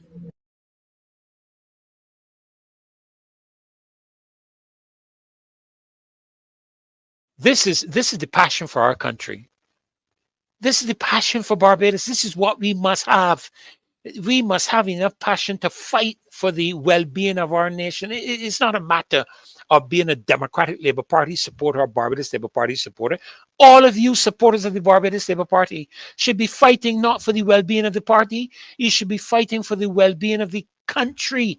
You should be asking your government, what are you doing? Why are you doing it? What are the plans? What is the vision? Tell us what are going to be the resulting benefit and revenues and so on that are going to be coming in as a result of the actions of the travel of your flights, and all of this is going to be. This is the passion. Listen to this lady again, and listen. She may be is one of these old-time strong believers, but listen to the passion that she has for our country. And you think you can put Barbados with a platter against the Satan? God forbid it. In the name of Jesus Christ, no. No. This is the straw that break the camel's back. This here is the straw that broke the camel's back. Hallelujah. Oh yeah? Tell Canada to don't touch it. And you think you can put Barbados with a platter against the Satan? God forbid it. In the name of Jesus Christ, no. No. This is the straw that break the camel's back. This here. That is passion. That broke the camel's back. Hallelujah. Enough is enough. That's what that lady is saying. Canada, don't touch it. Listen, she doesn't miss a march. She's in every march we have ever had. She shows up. Yes, absolutely, Vihoy. She shows up all the time. And this is the passion that we need to have as Barbadians. I am expecting over 1,000 or more of you to turn up on Saturday, because every time we come on this show, we play the national anthem. We repeat the national pledge. You have to have a greater commitment to your country and to your flag than you do to your party. I have observed a lot of comments made on Facebook with regards to all that we are speaking to here. And you know, I am tired of party lackeys who are only interested in supporting the party. Listen, the party is a vehicle for the benefit of this country. Parliamentarians are elected to office to represent people. to represent what the people want for the country. I am going to ask you this. When have you ever seen in any constituency meeting the government return to ask the people for consent, permission, agreement, or anything of the sort regarding any matter? Is happening in our educational system. I hear certain elements be engaged. The elements that need to be engaged are the people of this country. They're the mothers and fathers from St. Joseph and St. Andrew and St. Lucy that have to put their children on a bus to send them to Bridgetown. All of these are people who are important in the conversation, not just the highfalutin persons who were formerly teachers and principals. And I'm thankful that my mother was one. We're thankful for them. But what about the voices of the people? You mean to tell me the only time you're interested in what the people have to say is when it's time to vote? If that's the case, don't come around. Don't come around. If the only time you see a person is when they're ready to get your vote, vote them out. We are living in a different era, a different dispensation. We are even living in a different, what you call generation.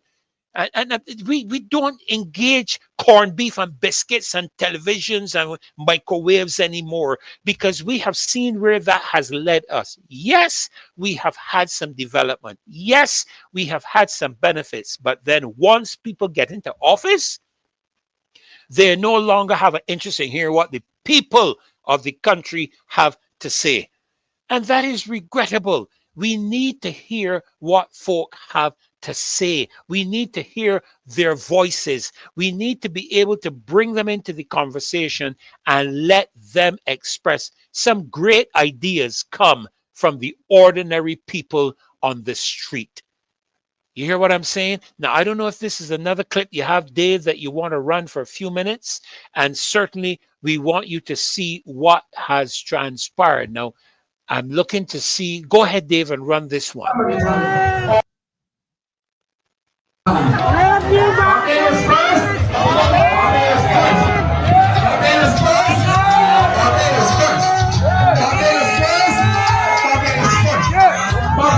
Barbados first. Barbados always has to be first. You know, pause it for a minute, Dave. Pause it for a minute. Pause it for a minute, Dave. Listen, we had conversations with tourists on this march. I personally asked, as a matter of fact, tourists came up to me and asked me, what is this all about? And I was able to tell them, well, this is about the whole tongue, divesting, the government divesting of our ancestry, of our history, and so on in the name of development. You know what those tourists said? Those tourists say, we support you because we don't come to this country to see hotels and all these, what we call concrete jungles. The reason we leave our concrete jungles and come to your country is because we have seen and heard about its beauty, its flora and its fauna, about its topography, about its people, about its beaches. We can go on land, we can walk around, we can see all the beautiful landscape of the island. We don't want to see it become like the country we have left to come here on holiday. That is what they're saying. That is the people who are visiting our shores. But we want to speak for them. And we want them, the narrative to be, oh, we want more hotels and we want more of this and more. They don't. They don't even want to eat the food they're used to in their country. They want to get the fish and the kingfish and the cuckoo, and they want to get the mauby, and they want to taste the things. They want to experience the natural life of the countries they're coming into. Go ahead, Dave.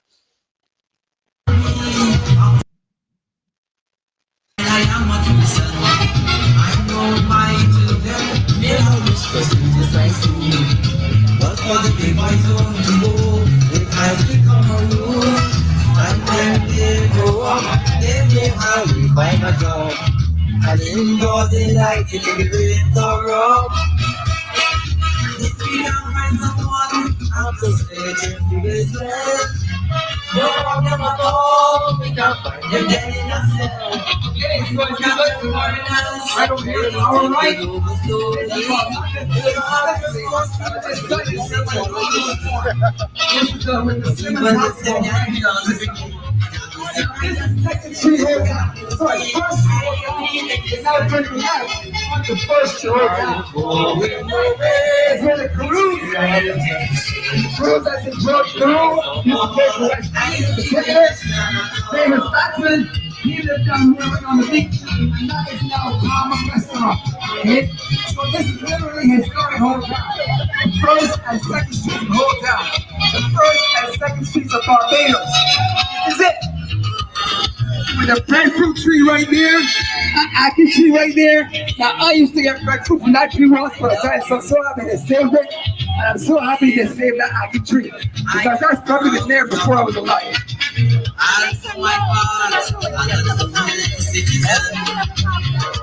On the left, the second to last building on the left. Another Chinese restaurant, but the very next one is the family of Atkinsons.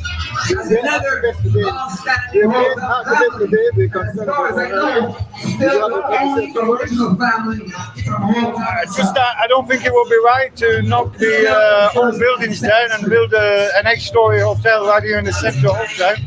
There's many other places on the island that are not as established where that building could go. And if the people want to get a taxi, they can come down to Old Town and have a beer in the Surfside. When Old Town loses the Surfside pub, it will be a travesty and a wrong thing to do for Barbados.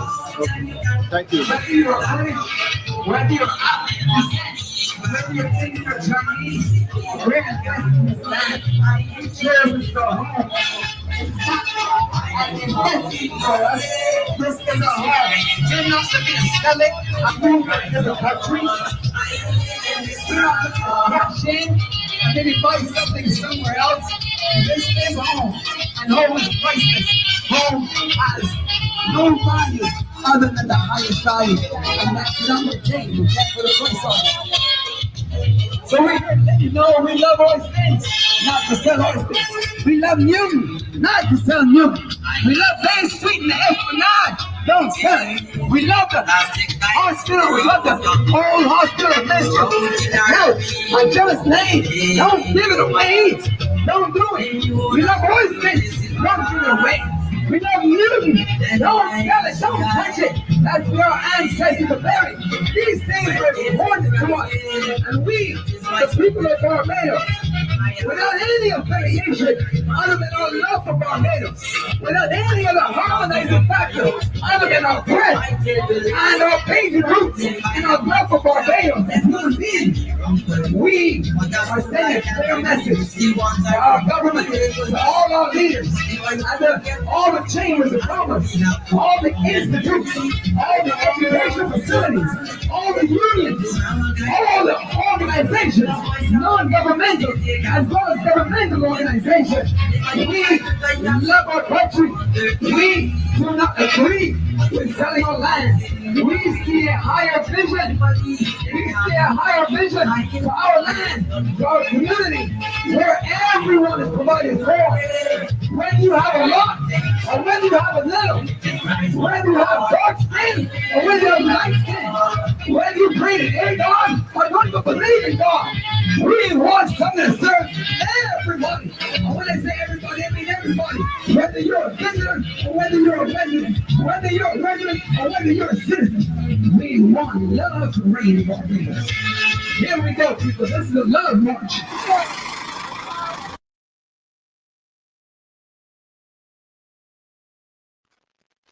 Well, there you have it. I mean, that all happened on Saturday. I mean, it was just remarkable. You heard the very words of one of the tourists there that actually spoke and what they said, you know, and it's just a quandary really to find out what's going through your mind, Madam Prime Minister, government, what's going through your mind? What are you thinking? you know, and as someone said, you know, climate change is being blamed for everything. If you sneeze today and you're used to sneezing, it's because of climate change. I'm doing my research.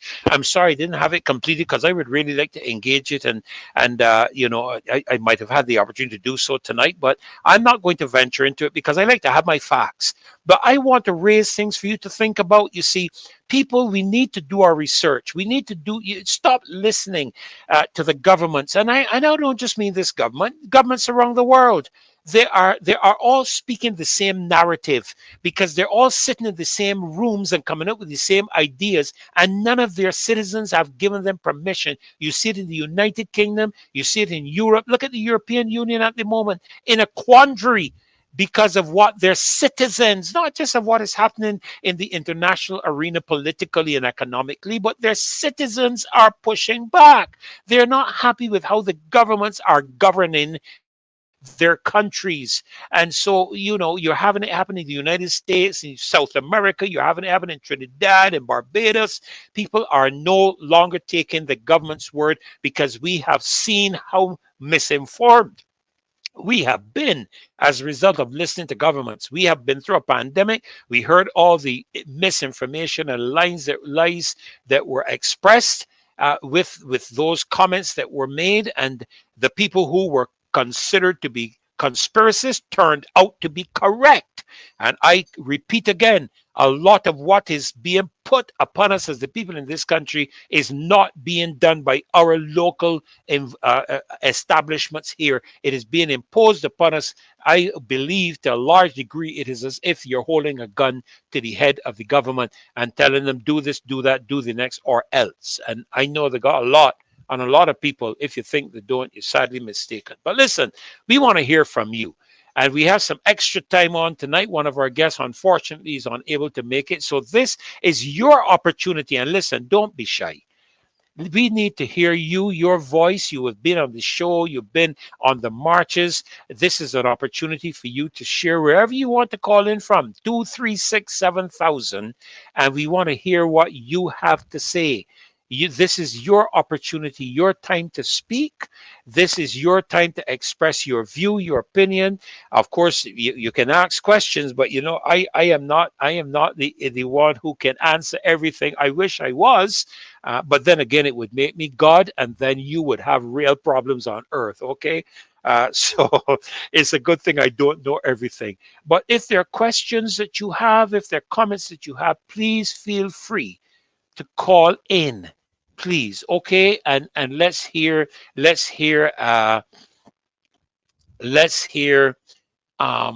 what you have to say. Okay, I see that there is a flyer up there on the show that's in connection with the upcoming jazz project featuring Luther Francis and friends. And it's going to be at Coffee's Restaurant, and that is going to be, I'm just looking here for the date, 6th of April, 5 o'clock in the evening, the 6th of April, and you're invited to attend. Yes, there's an entry fee. Unfortunately, things cannot be done on the ground in Barbados the way the government is giving away land, because people have bills to pay. Obviously, Barbados doesn't have any bills to pay because they're giving away land to people who could afford to buy it. What foolishness is this? You're dealing with an exceptionally wealthy financial institution. Go and look up its assets. Go. I'm not going to tell you. Do your research. Input Afreximbank and see who the directors are, see the assets, and also, interestingly, I've noticed some things to do with the fact that they're under investigation. Now, I don't know about the outcome of those investigations. I have no idea. I would be hesitant to get into bed with somebody who is under investigation. I would want to see that investigation concluded. I would want to see them vindicated or whatever. But you see, these are the things that are happening in our country, and people are asking questions. Again, 236-7000. We are waiting your calls. We're looking for you to call. And so please make your effort to call in and engage us. there was a point I had made a note here earlier with regard. Okay, we seems we have a caller. Yes, good night. Hello. Good evening. Welcome to the Marcy everybody. Week show. Good I evening. would like to know, since Good we've got a night. republic, why is the mayor, which is a symbol of the British rule, still being used and given us Sorry, to carry it? you're speaking to the Mace in Parliament. Yes, the mayor in Parliament is a symbol Well, of British rule, and they're supposed to be republic. there So are. I why still is there- believe. Why are we still doing that? Yeah, Well, we're I sticking believe it. And those still- we are a still have a Republican carry- name. carry it 'cause it looks very heavy. I have never lifted it myself, to be honest. I don't know. But we are still operating under the Westminster governmental system, which simply goes to show, caller, that this was not planned properly. There is no businessman setting up a business that does not do what is called a SWOT analysis: strengths, weaknesses, opportunities, and threats. He sits, he looks through what he's planning, he prepares a business plan without which he cannot get financing. He needs to prepare that, put things together. But clearly, we jumped into this matter of the Republic without having a clear vision and a clear understanding that when we become a republic, what would the vestiges of colonialism would be dropped and what would be maintained, etc., etc. Clearly, because we still only have a draft constitution, caller. We do not have a republic constitution. We are still operating under a independent constitution, that was placed before the British Parliament before Barbados went independent. Right, I see. That is not our case, sir. So we wait to see when that is going to happen. Okay. Thank you so much. Thank you for calling. Have a good night. I'm glad to see that the Mars got so much people too, because it's about time this story love come to an end. Yes, we agree. We agree that is very dangerous for our country when you have a one-party state. We can see the danger that exists right now by how government is functioning without any consultation, making decisions that we only find out about 5 years later. These are the things that we are faced with. So thank you, caller. Appreciate you and your support. And please share with others so that on Saturday we can have a much bigger crowd coming out for that march. So thank you very much. Don't miss it. This coming Saturday. All right? Thank you. Good night. God bless. Remember 236-7000. We have another call on the line. Okay, no one else yet. Come on, let's get those calls coming in. This is your opportunity to share your view, share your opinion. This is your mic moment, so to speak, and you have the privacy of not being on camera or anything, so you have nothing to be afraid of. You're not going to be fired. Okay, nobody going around taking your pictures like they did on Saturday, so that they can see who attended the march and these different kinds of things. So, you know, this is what we are facing as a country. And I've said before on more than one occasion that I believe that our Republican draft, our draft constitution has got to establish very clear demarcate lines as to how aspects of government function. Senate, and that's one of the reasons I don't know it's the best. I must research a bit more. I think it's on Denmark and a couple of the other republics in Europe, where I understand a couple of them exist. I don't necessarily look a lot at Africa, because while I hear a lot of people talk about Africa, I'm sorry, but one of the challenges I have where Africa is concerned is the level of corruption among some of its leaders, some of its presidents and prime ministers who are in bed with the colonial masters and are putting their people through hell, living high on the hog, buying properties in England and Europe and the United States and Canada, and their people have no running water, no electricity, no toilets. You still have this is 2025. And you're dealing with a part of the world that is one of the richest places on the planet. We have another caller. Good evening and welcome to the Marcia Week Show. Hello. Hello, welcome to the Marcia Week Show. Go right ahead and share your view. Yeah, good evening. Hello. Good evening. We're hearing you. We're hearing you loud and clear. We're hearing you loud and clear. Yeah, I just thank you for accepting my call. It just seems to me, speaking from a spiritual perspective, that this whole thing seems to be cultish, like a cult. You know, giving these people all this immunity and things like that. And the way I'm thinking about it is that Barbados through the government seems to open up a lot of avenues for corruption and spiritual corruption. Some of these people are hearing about in Africa, the countries that they're in. There's certain behaviors in which they cannot participate, you know, unless they're threatened with jail time and things like that. And I'm very concerned for some Barbados who can't see this thing. That's why I'm seeing it. It seems like a cult. Not giving them all of this free thing and to me freedom from prosecution. I think, where's that coming from? We really need to pray and fast. Well, thank you so much. You're not going to come off. That's my feeling. Yes, yes. Right. Well, thank you so much. And you are absolutely entitled to your view. And of course, you would expect an aspect of that to be agreed on from my perspective, because I believe that we are, it's almost like if the leadership of the country is on the spell. Do we have another caller here on the line? Hello? Hello, good night. Okay, we probably calling them, but good night, good night. Welcome to the Marcy Week Show. Good to have you. Please go right ahead. How are you doing? Good. I am doing well, thank you. I can't recognize the voice yet, but that's okay. This is the conky man. Okay. Well, so good to have you on the show with us tonight. Go right ahead and share your view. Yeah, I take a look at those names of the directors that is running that bank. I realize that most of them are from Arabic countries and Muslims, you know. So a lot of them from Egypt. I don't know if that rings a bell to a lot of people. You know, a lot of them is Middle Eastern names in Middle Eastern countries that have a lot of money and they can afford to buy land anywhere they want. So why is that the government is giving away these rich people money? Or giving away these rich people our land that have money? You know, that's my question. And you have every right to ask that question.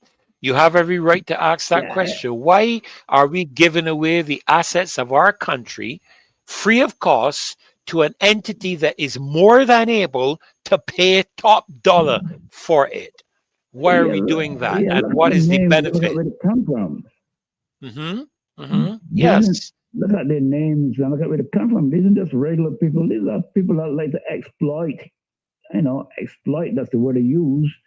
You know, I hate to use the word third world countries, but, you know, countries that is now trying to push the head above water. A lot of them are based in Africa, and, you know, and these people are rich, man. Take a look at it carefully and see for yourself, okay? Yes, sir. Thank you so very much. Appreciate the call that you have made. Yeah, thank you, Dave, for putting it up. Let's just scroll down a little bit, Dave, and start from number one. Come down. Let's take it from the top.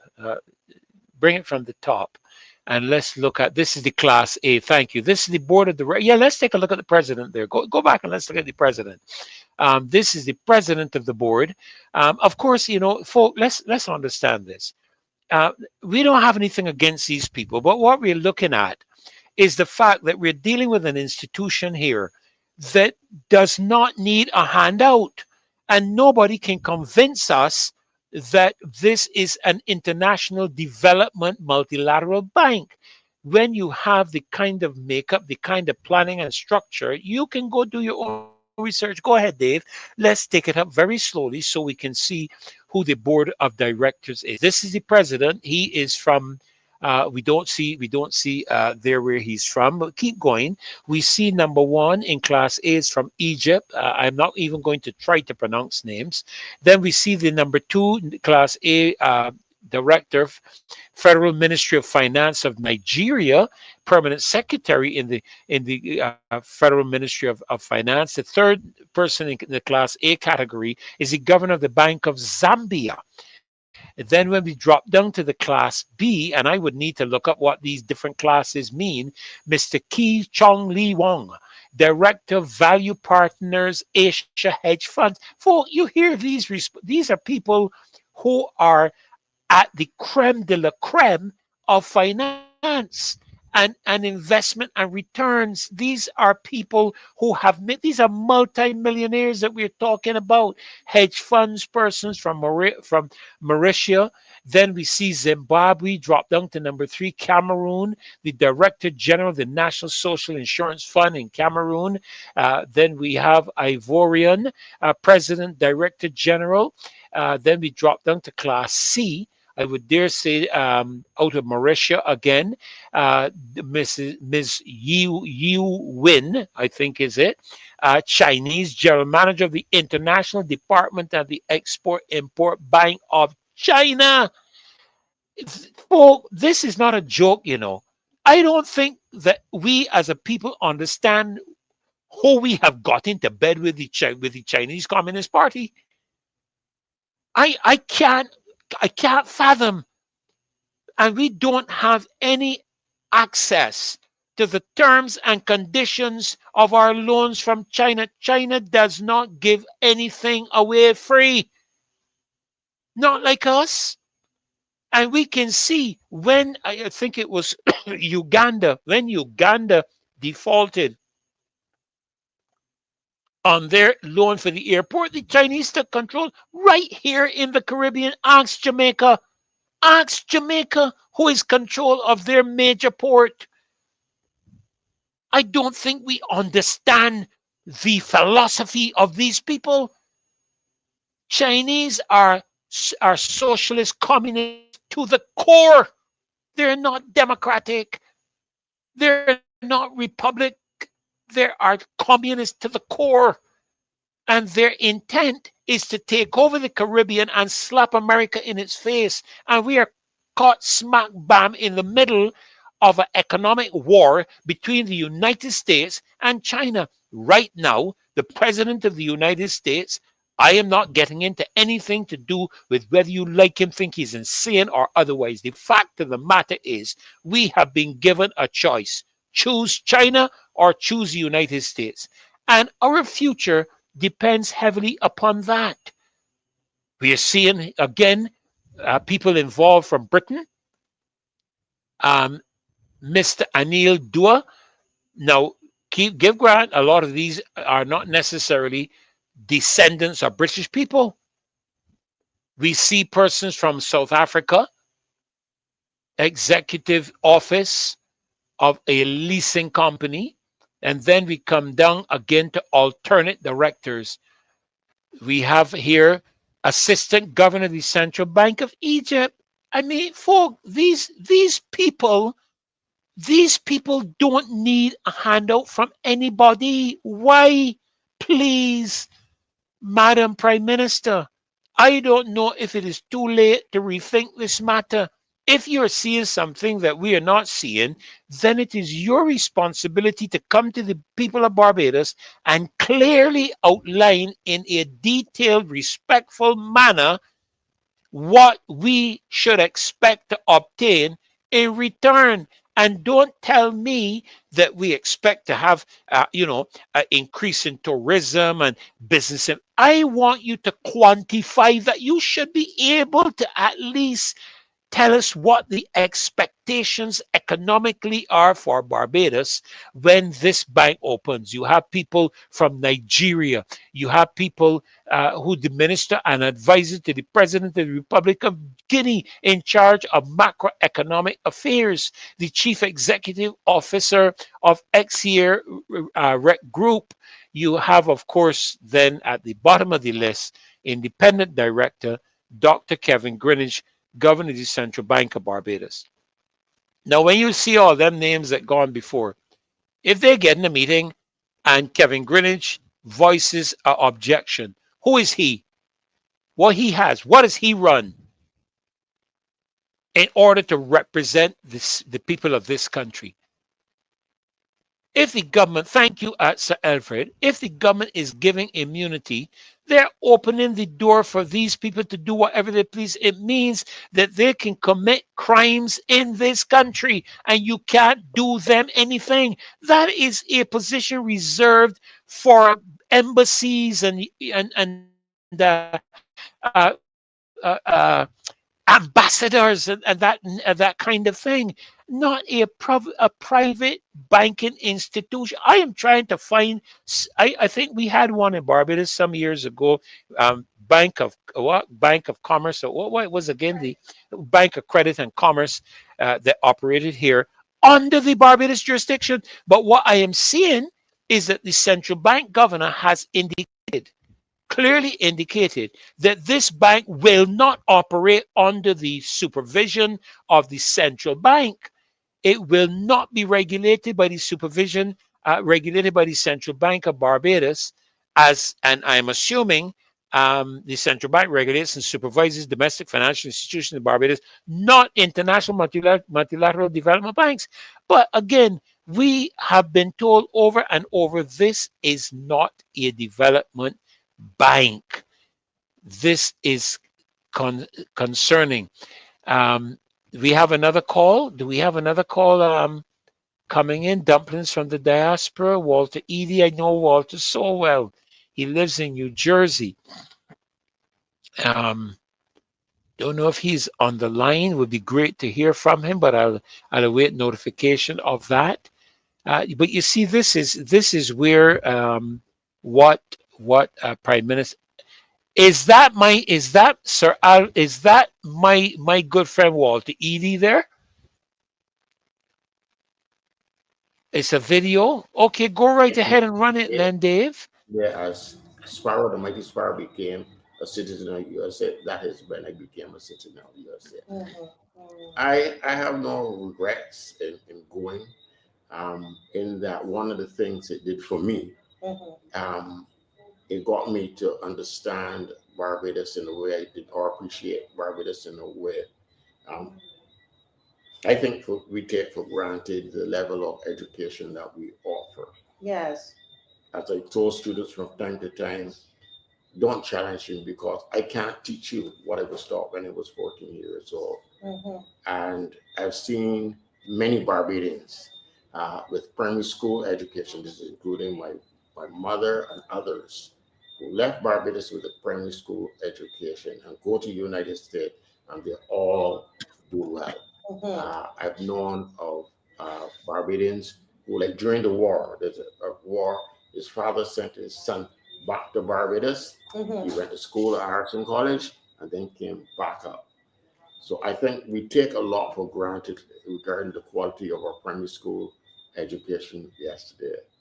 That helped me to give a different. But as you mentioned education, while you were in Barbados, you were an educator as well. Can you tell us a little bit about that? I like to tell it from this perspective. I was a student, then I went to Harrison College, and from Harrison College, so I went to foundation school. But my education began when I went to a foundation school. Because here was a school where this Harvard Skeet. But that's a little different. You were at Harrison College and then you went to foundation. Why? I left Harrison College and then I wanted a job, and I went to I think Mr. Hammond, yes, yeah, Hammond. So you were teaching at foundation? I taught, and that is where my education, I went to school at Harrison College. Now I understand. Education began at foundation. Foundation, school, where you were a teacher. Where I was a teacher, where the whole approach to education was interesting. If the Miss Archer who ran the canteen saw you misbehaving and reported you to Mrs. Keat, there was no hesitation. You were flogged as a student. We're also, the deputy head, Mr. Waterman, said something to one of the porters that Mr. Skeet thought that was inappropriate. And what did Mr. Skeet do? He invited Mr. Waterman to stand in front of the whole class one morning and apologize to the porter in front of the whole school. School, yes. It was that sort of environment that I thought that education was all about. What did you teach at Foundation? I taught mathematics at Foundation, Mathematics and science. Then as fate would have it, when I went to the United States for a holiday after I graduated from UE, yes, it was the headmaster of Harrison College who called me. So I came back and I taught at Harrison College, the school that I went through. And that gave me a different aspect. I saw the school, what all I went through, some of the prejudice, some of the good things that. So I've seen education in Barbados for many, many years. I was a founding member of the Barbados O-Level Institute. We started when we were at UE. Yes, yes. Now, you know, you've left Barbados for so many years. You know, you've been in the US since 1993, but you would have taught and have, you know, as you said, worked with lots of organizations that developed education in Barbados and still, you know, connected to some of those organizations. What would you say about the education system at this moment in Barbados? You should know better than I am, than I know. But let me say this, the thing about education and about learning, the purpose of it is to set you free, to give you mobility. Let's take the caterpillar that sits on a tree, and the tree feeds that caterpillar. And then after time, that caterpillar becomes a what? A butterfly. And that butterfly is able to move from flower to flower to flower to flower with the freedom that a caterpillar does not have. Education should do that to any individual. Give them the freedom to move from job to job, to place, and at the same time give them some assurance of who they are. I think at times we get too caught up with just that is Latin and French and geography. One of the lessons that I learned early in the United States was that children came to school to play and to form family and community. They didn't come to school to learn Mr. Idiman. So that it was important that you stand in front of the door, shake their hands, and you listen to them and form family and community. And once you start to do that, a lot of the behavior issues retreat. And then gradually you can start to teach them. The other thing that I learned in USA about mathematics, that is not about numeracy. All mathematics starts off with the meaning of the words. So language, how good is this person at English? Can they read? So a lot of my mathematics teaching was actually teaching kids first to read a question. What did the question say? What is the question asking you to do? What do the words mean? Once you were able to do that, then their performance in mathematics improved. Wow. With the school I first taught at was incidentally the assistant principal was one of my students in Barbados at Harrison College.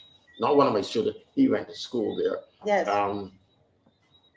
One of the things he did was every classroom had a book, a set of books, so that you had to go and take the books out of the classroom library. Yes. What did the words mean? All around the sides of the classroom, you posted the words that you were using so that when you were talking to the students, then the walls started to talk. And in the early preparation, it was okay for kids to get up and go and look on the walls, take the principles or whatever it is off the walls and write it.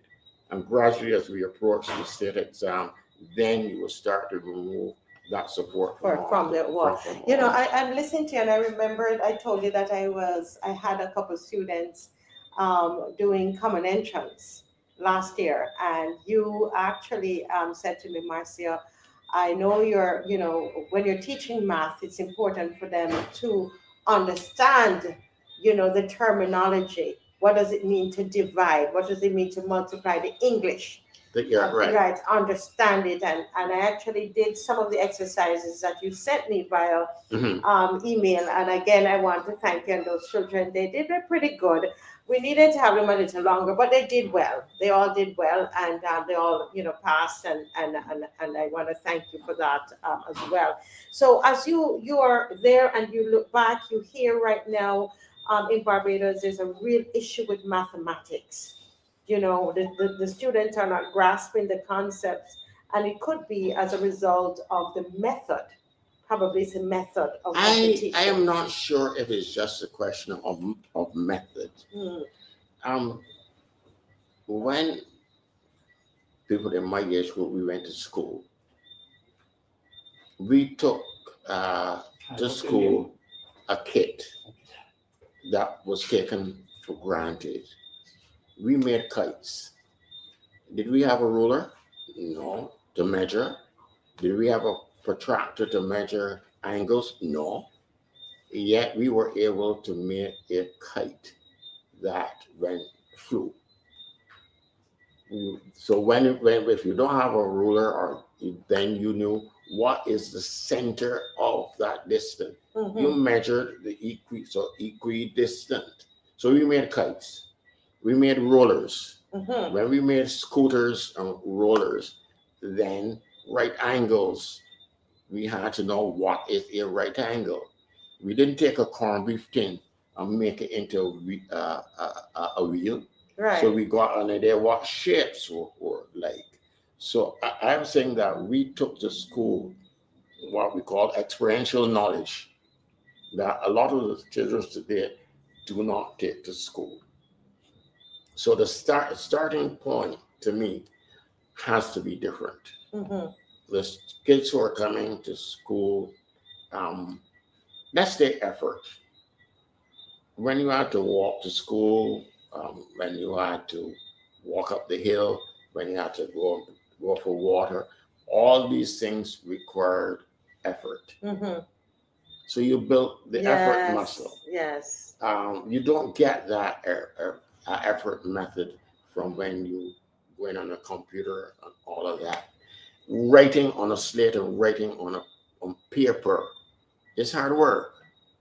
The kids don't write on paper. So I would suggest that we need to look at what worked, and we have to introduce some of those things into the school system. There should be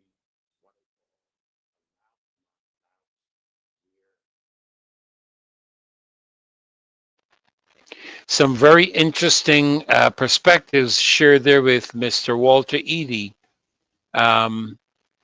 with regards to our educational system. Again, I believe that there is a need for us to hear from the government what is really the plan for educational reform in Barbados. I've heard a number of things. They want to get rid of the common entrance, and introduce certain aspects. But I'm just wondering if there can't be a blend, a merger of things. And here, I believe we could hear, and we should be hearing from not only people who are past persons in education, but some of the new technological aspects that can be introduced. These are things that I believe need to be brought very much to the forefront as it relates to what's happening in our country. Interestingly enough, as well, I've been doing some research on this Afreximbank, and pardon me going back to this subject because it's very much on our minds today. And I'm seeing information that does advise me that the African Import-Export Bank is a development bank. But what I saw in terms of the challenge with Trinidad was that apparently what they wanted in Trinidad was for local staff to be exempted from paying taxes. And that the Prime Minister at the time, Dr. Keith Rowley, indicated that that would not be that could not be acceptable for Trinidad and Tobago. Now, maybe we need to hear what is the position with regards to that within the context of Barbados. Would the people who are working in Barbados here, but that is Barbadians, are we going to be persons? Are we going to be persons with you know, when you work here, are you going to be exempted from paying taxes here in Barbados? And if that's the case, that is why I'm looking at it even now. I'm actually reading the article out of the Trinidad Guardian, where Dr. Rowley is quoted to have said, I do not know why the bank is taking that position, but that is the bank's position that its staff, whether local or foreign, would not pay tax in the country. He went on to say that has far-reaching consequences because it's against the existing arrangements of privileges and immunities and policies. So it would be interesting really to hear what is the position relative to the arrangements here in Barbados in the context of what has been afforded them and the things we are receiving. As I mentioned, I did receive information relative to some of the exemptions, and that information stated, and I'm going to quote it: exclusive commitment. Sorry, that's to do with the governor of the central bank. There are several exemptions with respect to this, and of course, I'm not the expert in this area. I often depend on others with regards to that, but we do need to know the facts. And of course, again, quickly, I want to remind you to get your calls in to us, 236-7000, and let's hear what your views and opinions are. I'm looking at some of your comments as well. You all have they said here you're talking about the bank and not the hotel that will be up top of the bank, understanding a few townhouses or cottages will be thrown in there, too, over the side of the road, over by Savvy. They're obviously going to be expanding over into that area. I'm just looking back through your chats here. Every one of those directors will have to have a diplomatic passport. You know, these are things that really need to be engaged and need to be addressed. Keeping in mind, again, your calls, 236-7000, 236-7000. Jade says, thank you. I encourage others to okay, we have a call. Yes, good night and welcome to the Marcy Week show. Blessed good night to everyone. And good night to you as well. Yes, it's been a while since I gave my input, but I would like to know that whenever I speak, it is something very important. Well, I'm not going to call the name, but we've got used to that. Yes, please. My concern right now is the lack of not publishing a constitution. Now, in my mind, it could be a very dangerous thing, one, and it could also be a very wicked thing. Now, as an institution, I believe that all institutions have a constitution, which are laws to live by. But if you deliberately withhold laws or constitution from a people, it would tend to mean that there's some things that you want to do that you don't want to be hindered from doing it, which means that you're not putting any law in place to stop you from doing what you want to do. It seems as though it's a plan. I'm not saying this is what is happening. I'm just saying that this could be. All right. Now, I'm very concerned about certain things happening, and it is just like there's no law to govern what should and should not be done. And I believe that we should take this whole thing as not having a constitution very seriously, because it could be a plan so that things could happen because there's no law in place to stop it from happening. So that is just my input. Thank you very much. Thank you so very much, Cole. I appreciate that. Yes, we do have a need to hear with regards to the Constitution for the Republic of Barbados. What governs us as a country? What is the role and authority of the president? You know, does the Prime Minister, of course, the Prime Minister has indicated already that she has divested herself of the capacity to appoint judges and so on. I am going to hold any comment on that, but that is what she has said. And you know, if there are those who have great concerns as to what is happening in the country, I've often referred to the fact that as an island, we are experiencing a lot of pressure from international agencies. We've seen the presence of the Prime Minister in many international forums. You know, I'm not going to be critical of her with regards to that. But what I would like to see, and I think Barbadians would like to see, and I'm talking about people who have an interest in the country. I'm not talking about political lackeys. I'm tired of that foolishness. I'm tired of that nonsense. It is time that as Barbadians, we start to pay attention to our country. What is in the best interest of Barbados? Look, long after you and I are gone, our grandchildren are going to have to take up the responsibility of cleaning up the mess that we have created in our country. And when I speak of a mess, Barbados is 7.8, close to $8 billion in debt. Now, I heard the Minister of Finance during his parliamentary presentation in the budget talk about how they repaid loans. Well, I don't know anybody who has ever repaid loans who are still in debt. I thought when you paid loans, you were out of debt. But I see that our debt service, our debt capacity here in the country, and incidentally, that's US dollars. As far as I'm aware, I think it's US dollars, 7.8 billion US dollars in debt. Let me, I can look it up really quickly and confirm that. So we need to have these questions answered, and these are not things that people should be taking attitudes toward.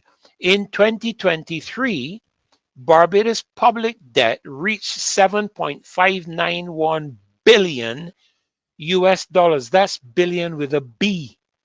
Now, my information shows to me when I looked up the Afreximbank that they're worth over 500 and something billion US dollars. That's what they are. Okay. So our current public debt is 7.591 billion US dollars, equivalent of 110.8% of its GDP. That is where we are at now. They tell us a slight decrease from 113.16% in 2022. And in 2023, that's what our public debt stood at. And that public debt has increased since 2013, when it was 4.765 billion euros or $6.329 billion. And so we have to really look at what we're going to do as a country in order to pay our debt. You know, it is very concerning. It is very concerning that we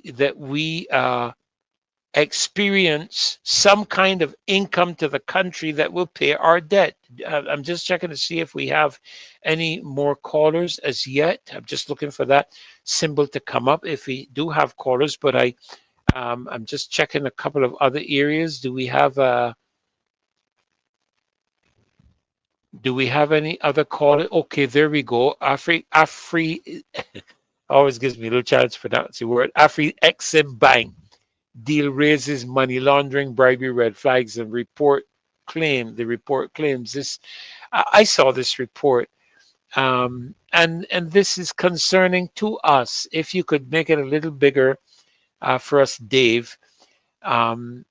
And incidentally, just a couple of things I want to say.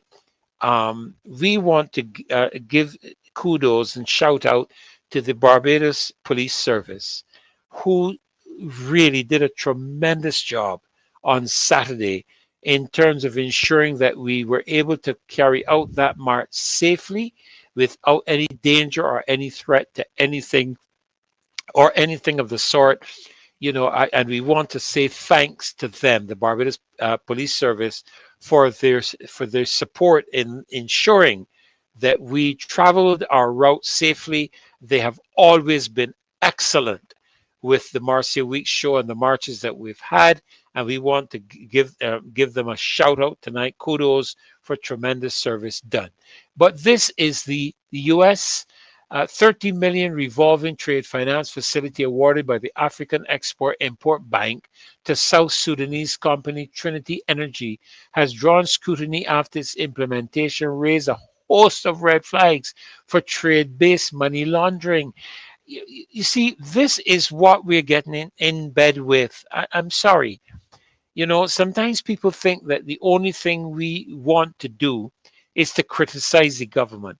But if I was getting into as a matter of fact, I have tried on several occasions to get funding from sources for different purposes. And the Caribbean Financial Action Task Force has raised red flags on the matter. And I wonder if the Caribbean Financial Action Task Force has done any research and investigation into this financial institution. And I don't think we don't have a right to call it out. I don't think we don't have a right to ask for it to be investigated.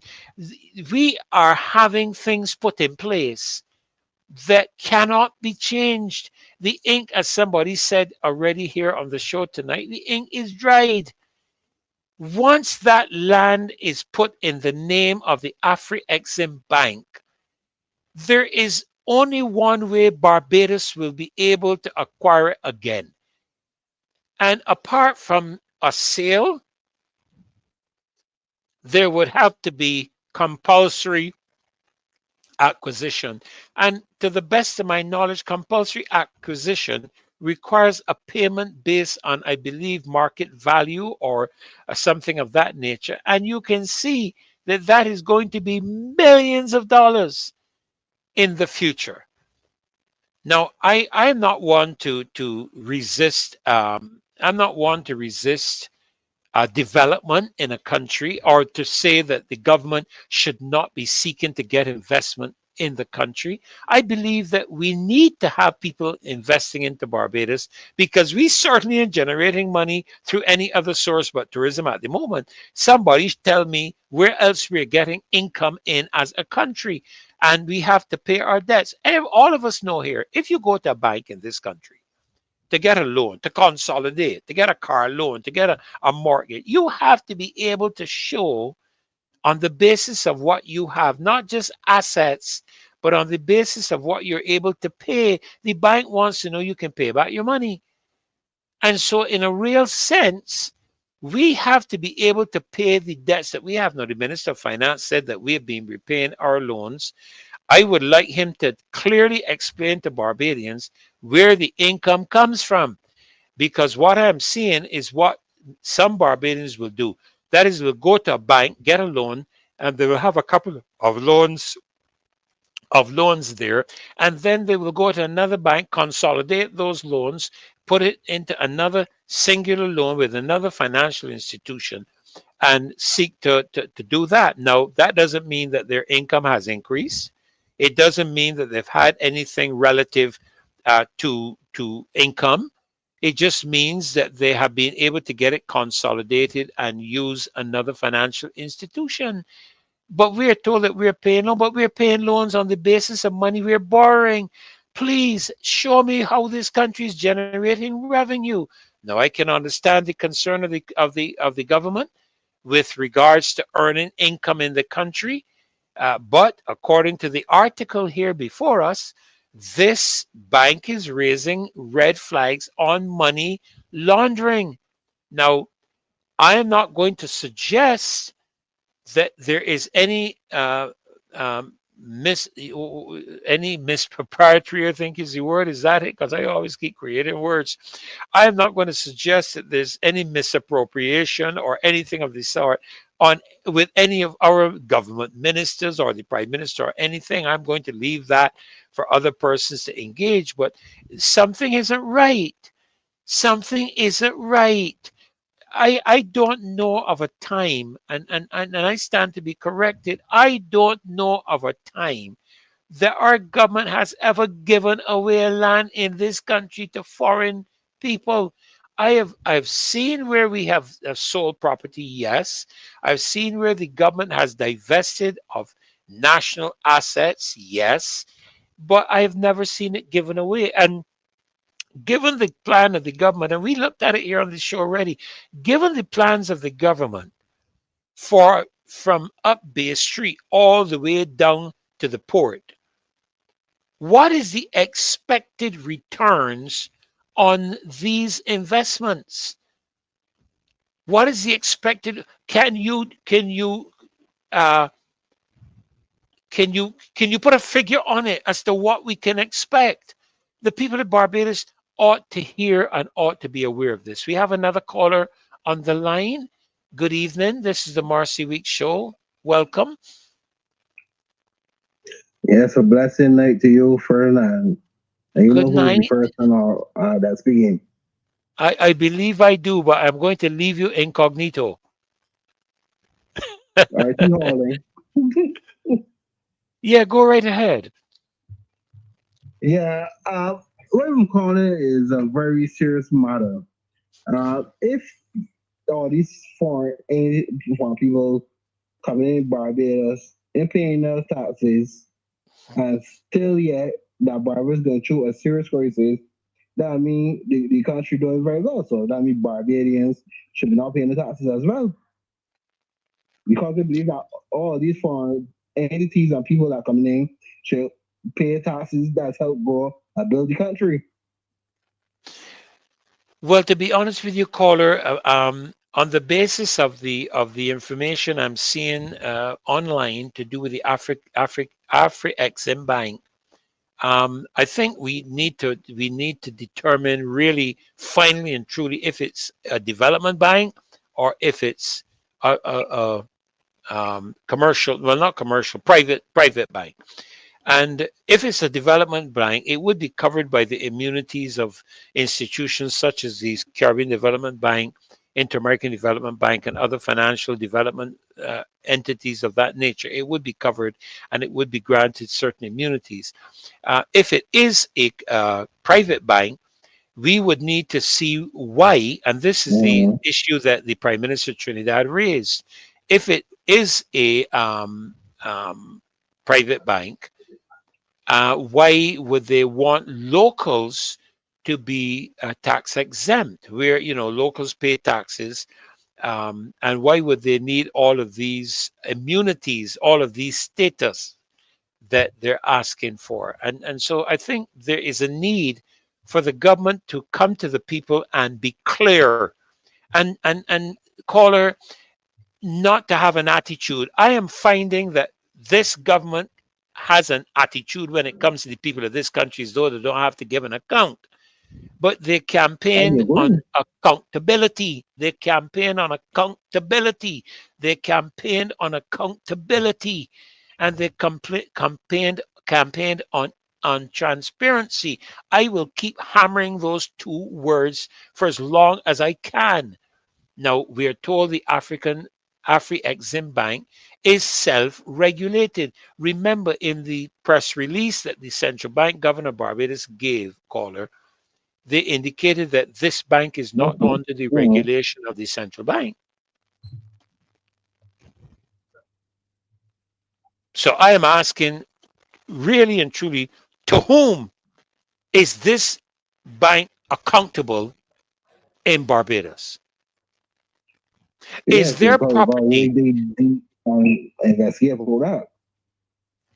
Is their property considered to be as the property, like how we would consider the Embassy of the United States, Canada, England. I mean, if you drive up Bishop's Court Hill to the Canadian Embassy, you can't get into the Canadian Embassy.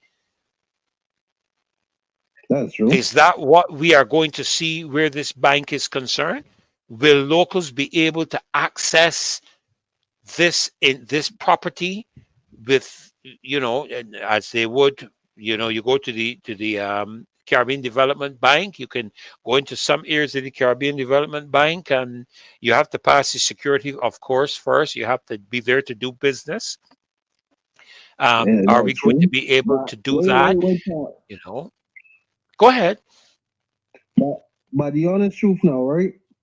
This government is wasting a lot of not only land they're wasting, they're wasting the taxpayers' money, and even doing nothing that like going out to gonna do things to benefit the poor people and grow on the Barbados economy how you're supposed to, because you can't be just bringing like people that like don't be paying taxes, no nothing. So because the honest truth now, right? We got this foreign exchange, but we want our dollar to become strong. You understand? Because when you really check it now, it's like they're bringing people that to live free, and we don't want that. Barbados supposed to be gonna like get money circulate on that sort of yeah. No, you're Because absolutely we correct. a lot of money. Like God's the truth.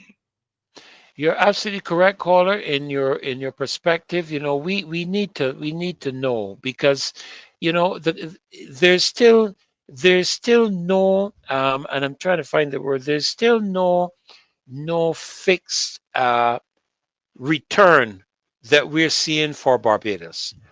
And I am not satisfied to hear of anything that we will benefit from in the future.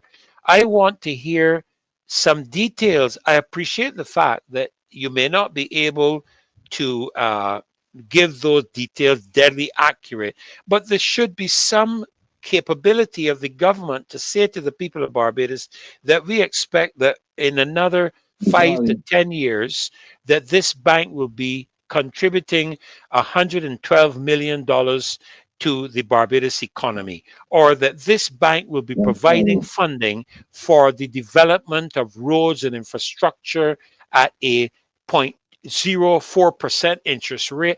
There must be something that you can say to Barbadians with more definitive speech than just it's going to benefit Barbados. Well, I can say a lot of things will benefit Barbados. I can get up and say that, but what does that mean? What does that translate to? Does it mean that they're going to be helping with the development of homes and housing in the country, with the development of entrepreneurial business? Are they going to be assisting with low interest rate loans to a financial institution established by the government for the development of agriculture? What is it? And this is the problem. You see. And as I said at the beginning of the show, caller, the reason questions are being asked is because there's no transparency. If there was transparency, there would be no questions being asked. Okay, so that's what we're doing at this point in time. But thank you so much. I appreciate you making the call, and always happy to hear your voice. Okay, blessings on you. Okay, man. Everyone, but we gotta get rid of BLV. Okay, thank you so much. God bless you, buddy. Let's continue looking at some of this stuff on the line. On the fire from JP Morgan, Afreximbank defends preferred credit status. Dave, just slide it up so that people can read this. I'll try to read it for them in case they're not seeing it. The special status of the African Export-Import Bank is reportedly under attack. Yet it is this status that has enabled it to post record profits. It's a case that has the development's finance sector on tetherhooks, and on the 17th of June, its reach grew wider with the publication of a research note from JP Morgan and Chase. Anybody who knows anything knows JP Morgan and Chase is one of the most reliable financial institutions that you can, or watchdogs in the sense that you can find.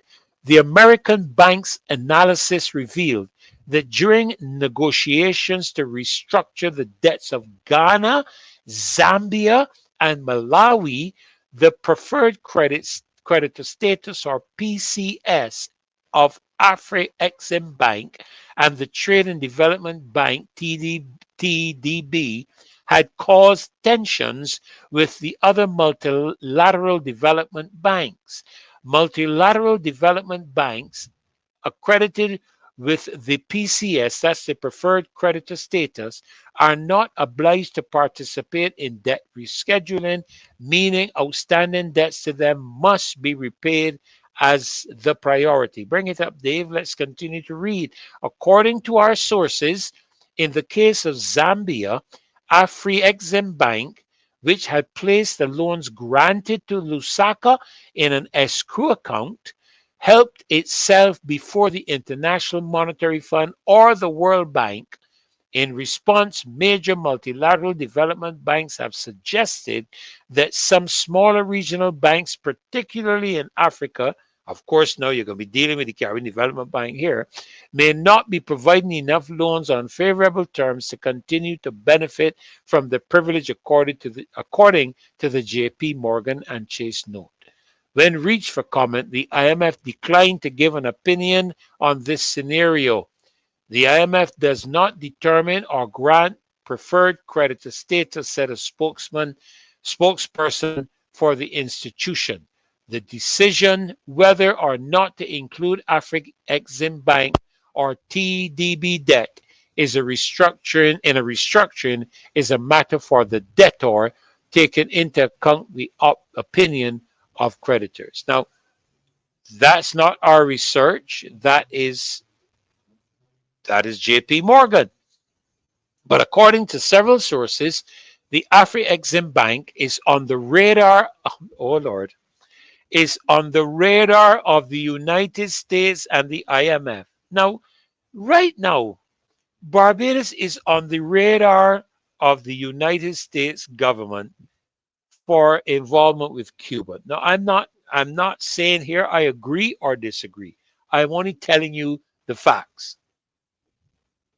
Caribbean leaders were threatened by the United States government to have their visas revoked by virtue of their involvement with Cuba. Now, my perspective is a simple one.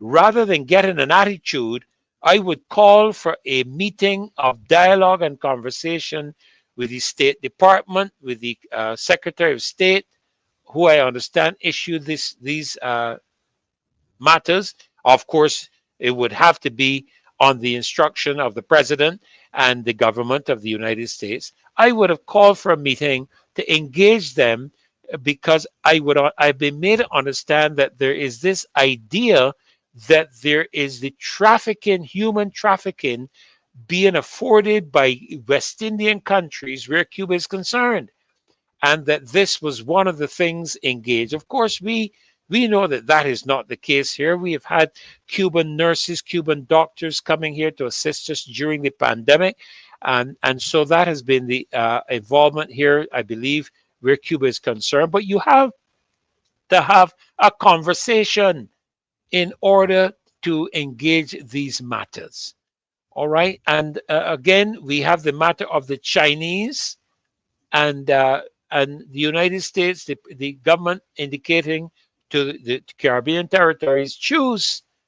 Now, Dave, bring back up that segment again where I was reading, if you can bring that back up again, where the United States, here it is, according to several sources, Afreximbank is on the radar of the United States and the IMF. The aim of JP Morgan's note is to undermine Afreximbank's strategy, said one development bank executive speaking on condition of anonymity. The question is whether the Afreximbank has finally become a commercial bank like any other. On the 31st of December 2023, the African Export-Import Bank had 164 shareholders, including African central banks and governments, the African Development Bank, and provided funds as well as commercial banks and investment funds. The United Kingdom Standard Chartered Bank and the Mauritian SBM Securities Limited are among Afreximbank's 20 main shareholders. In recent years, the latter has welcomed 6 new companies, which are listed there. Now, I look quickly as it related to the assets of the Afreximbank, and I'm just trying to find it back here quickly if I can pull it up. And it was a significant. Okay, let me see if it's this one. This is significant? They're over 500 and something billion dollars in assets, and this is not a fly-by-night company.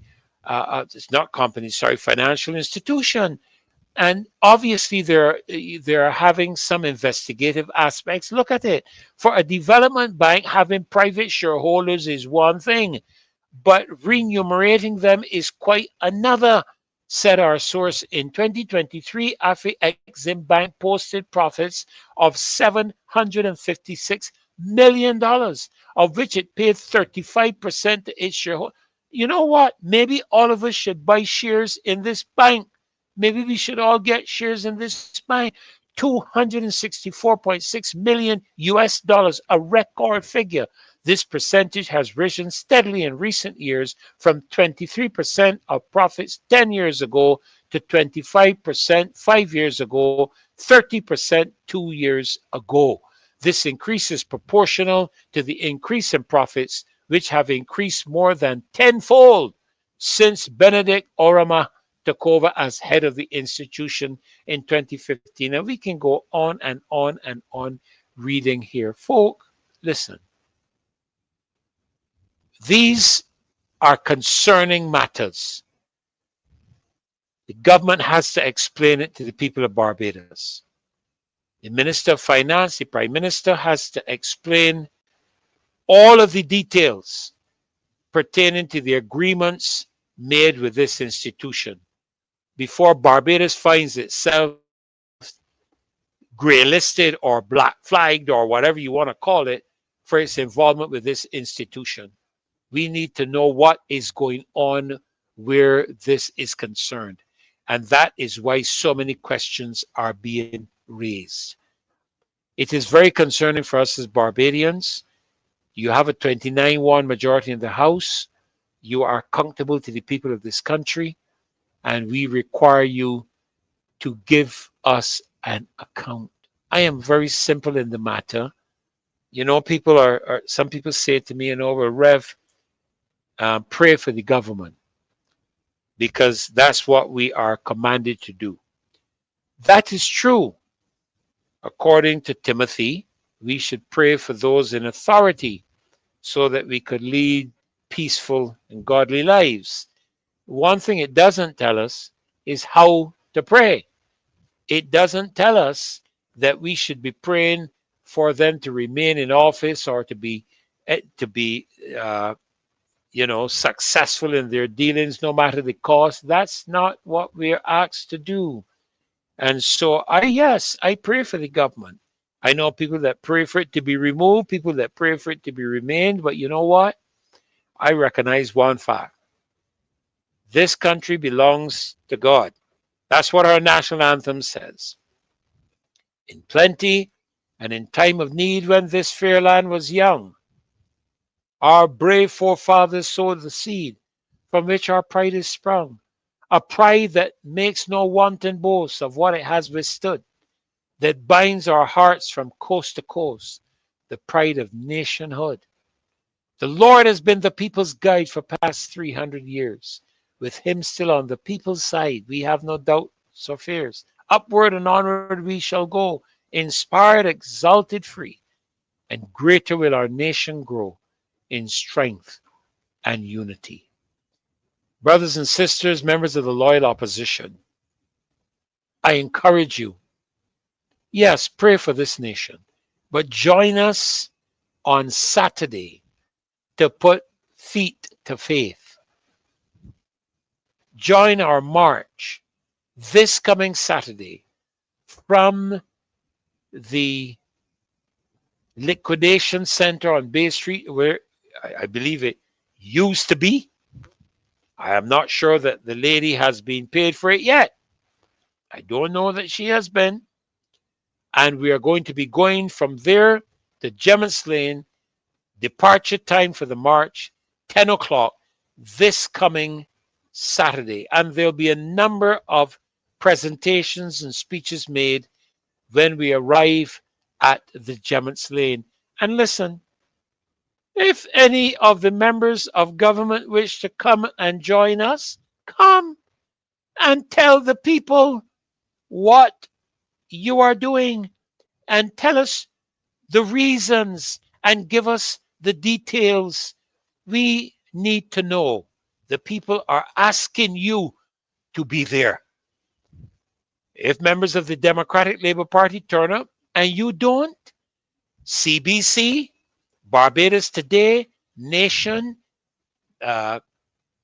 Voice of Barbados, or whatever it is, don't say it was arranged by the DLP.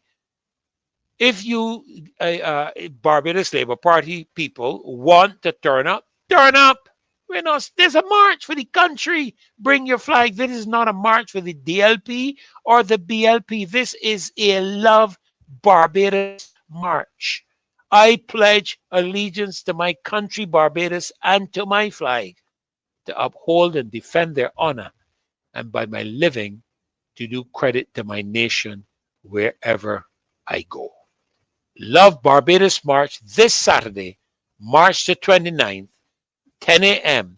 from the Liquidation Center to Gemmins's Lane. Join us. Now, I don't know what Dave has planned to take us out.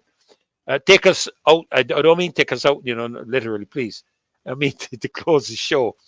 But I want to say thanks, nevertheless, Dave, in the background there, providing such significant assistance.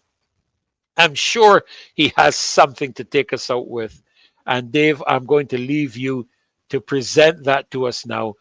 Ladies and gentlemen, thank you so much for being on our show tonight.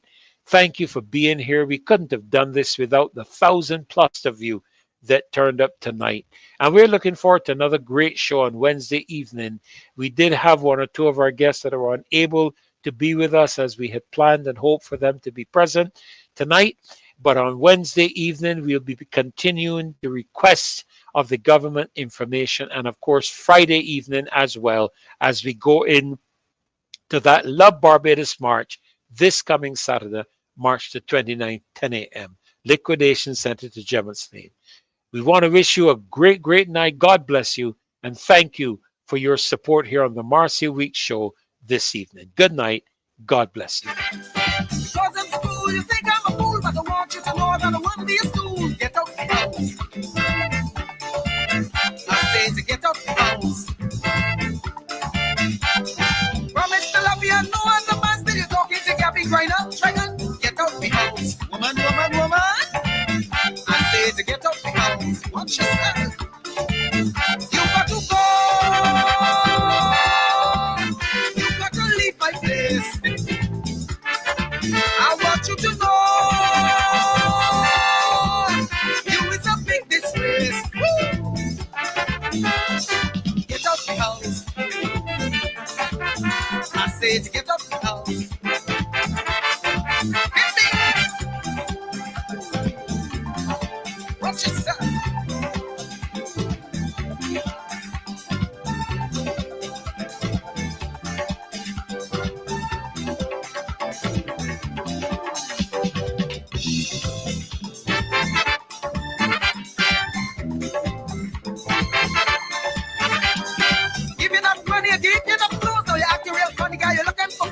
Get out the house. Watch yourself. I said to get out the house.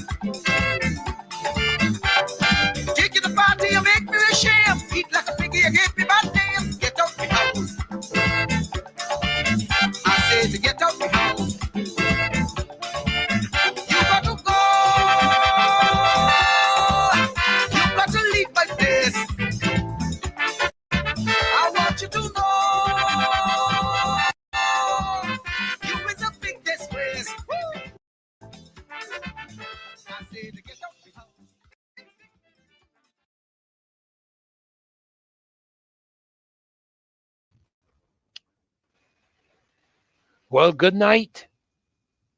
And God bless you all. Have a great, great evening. Bye-bye.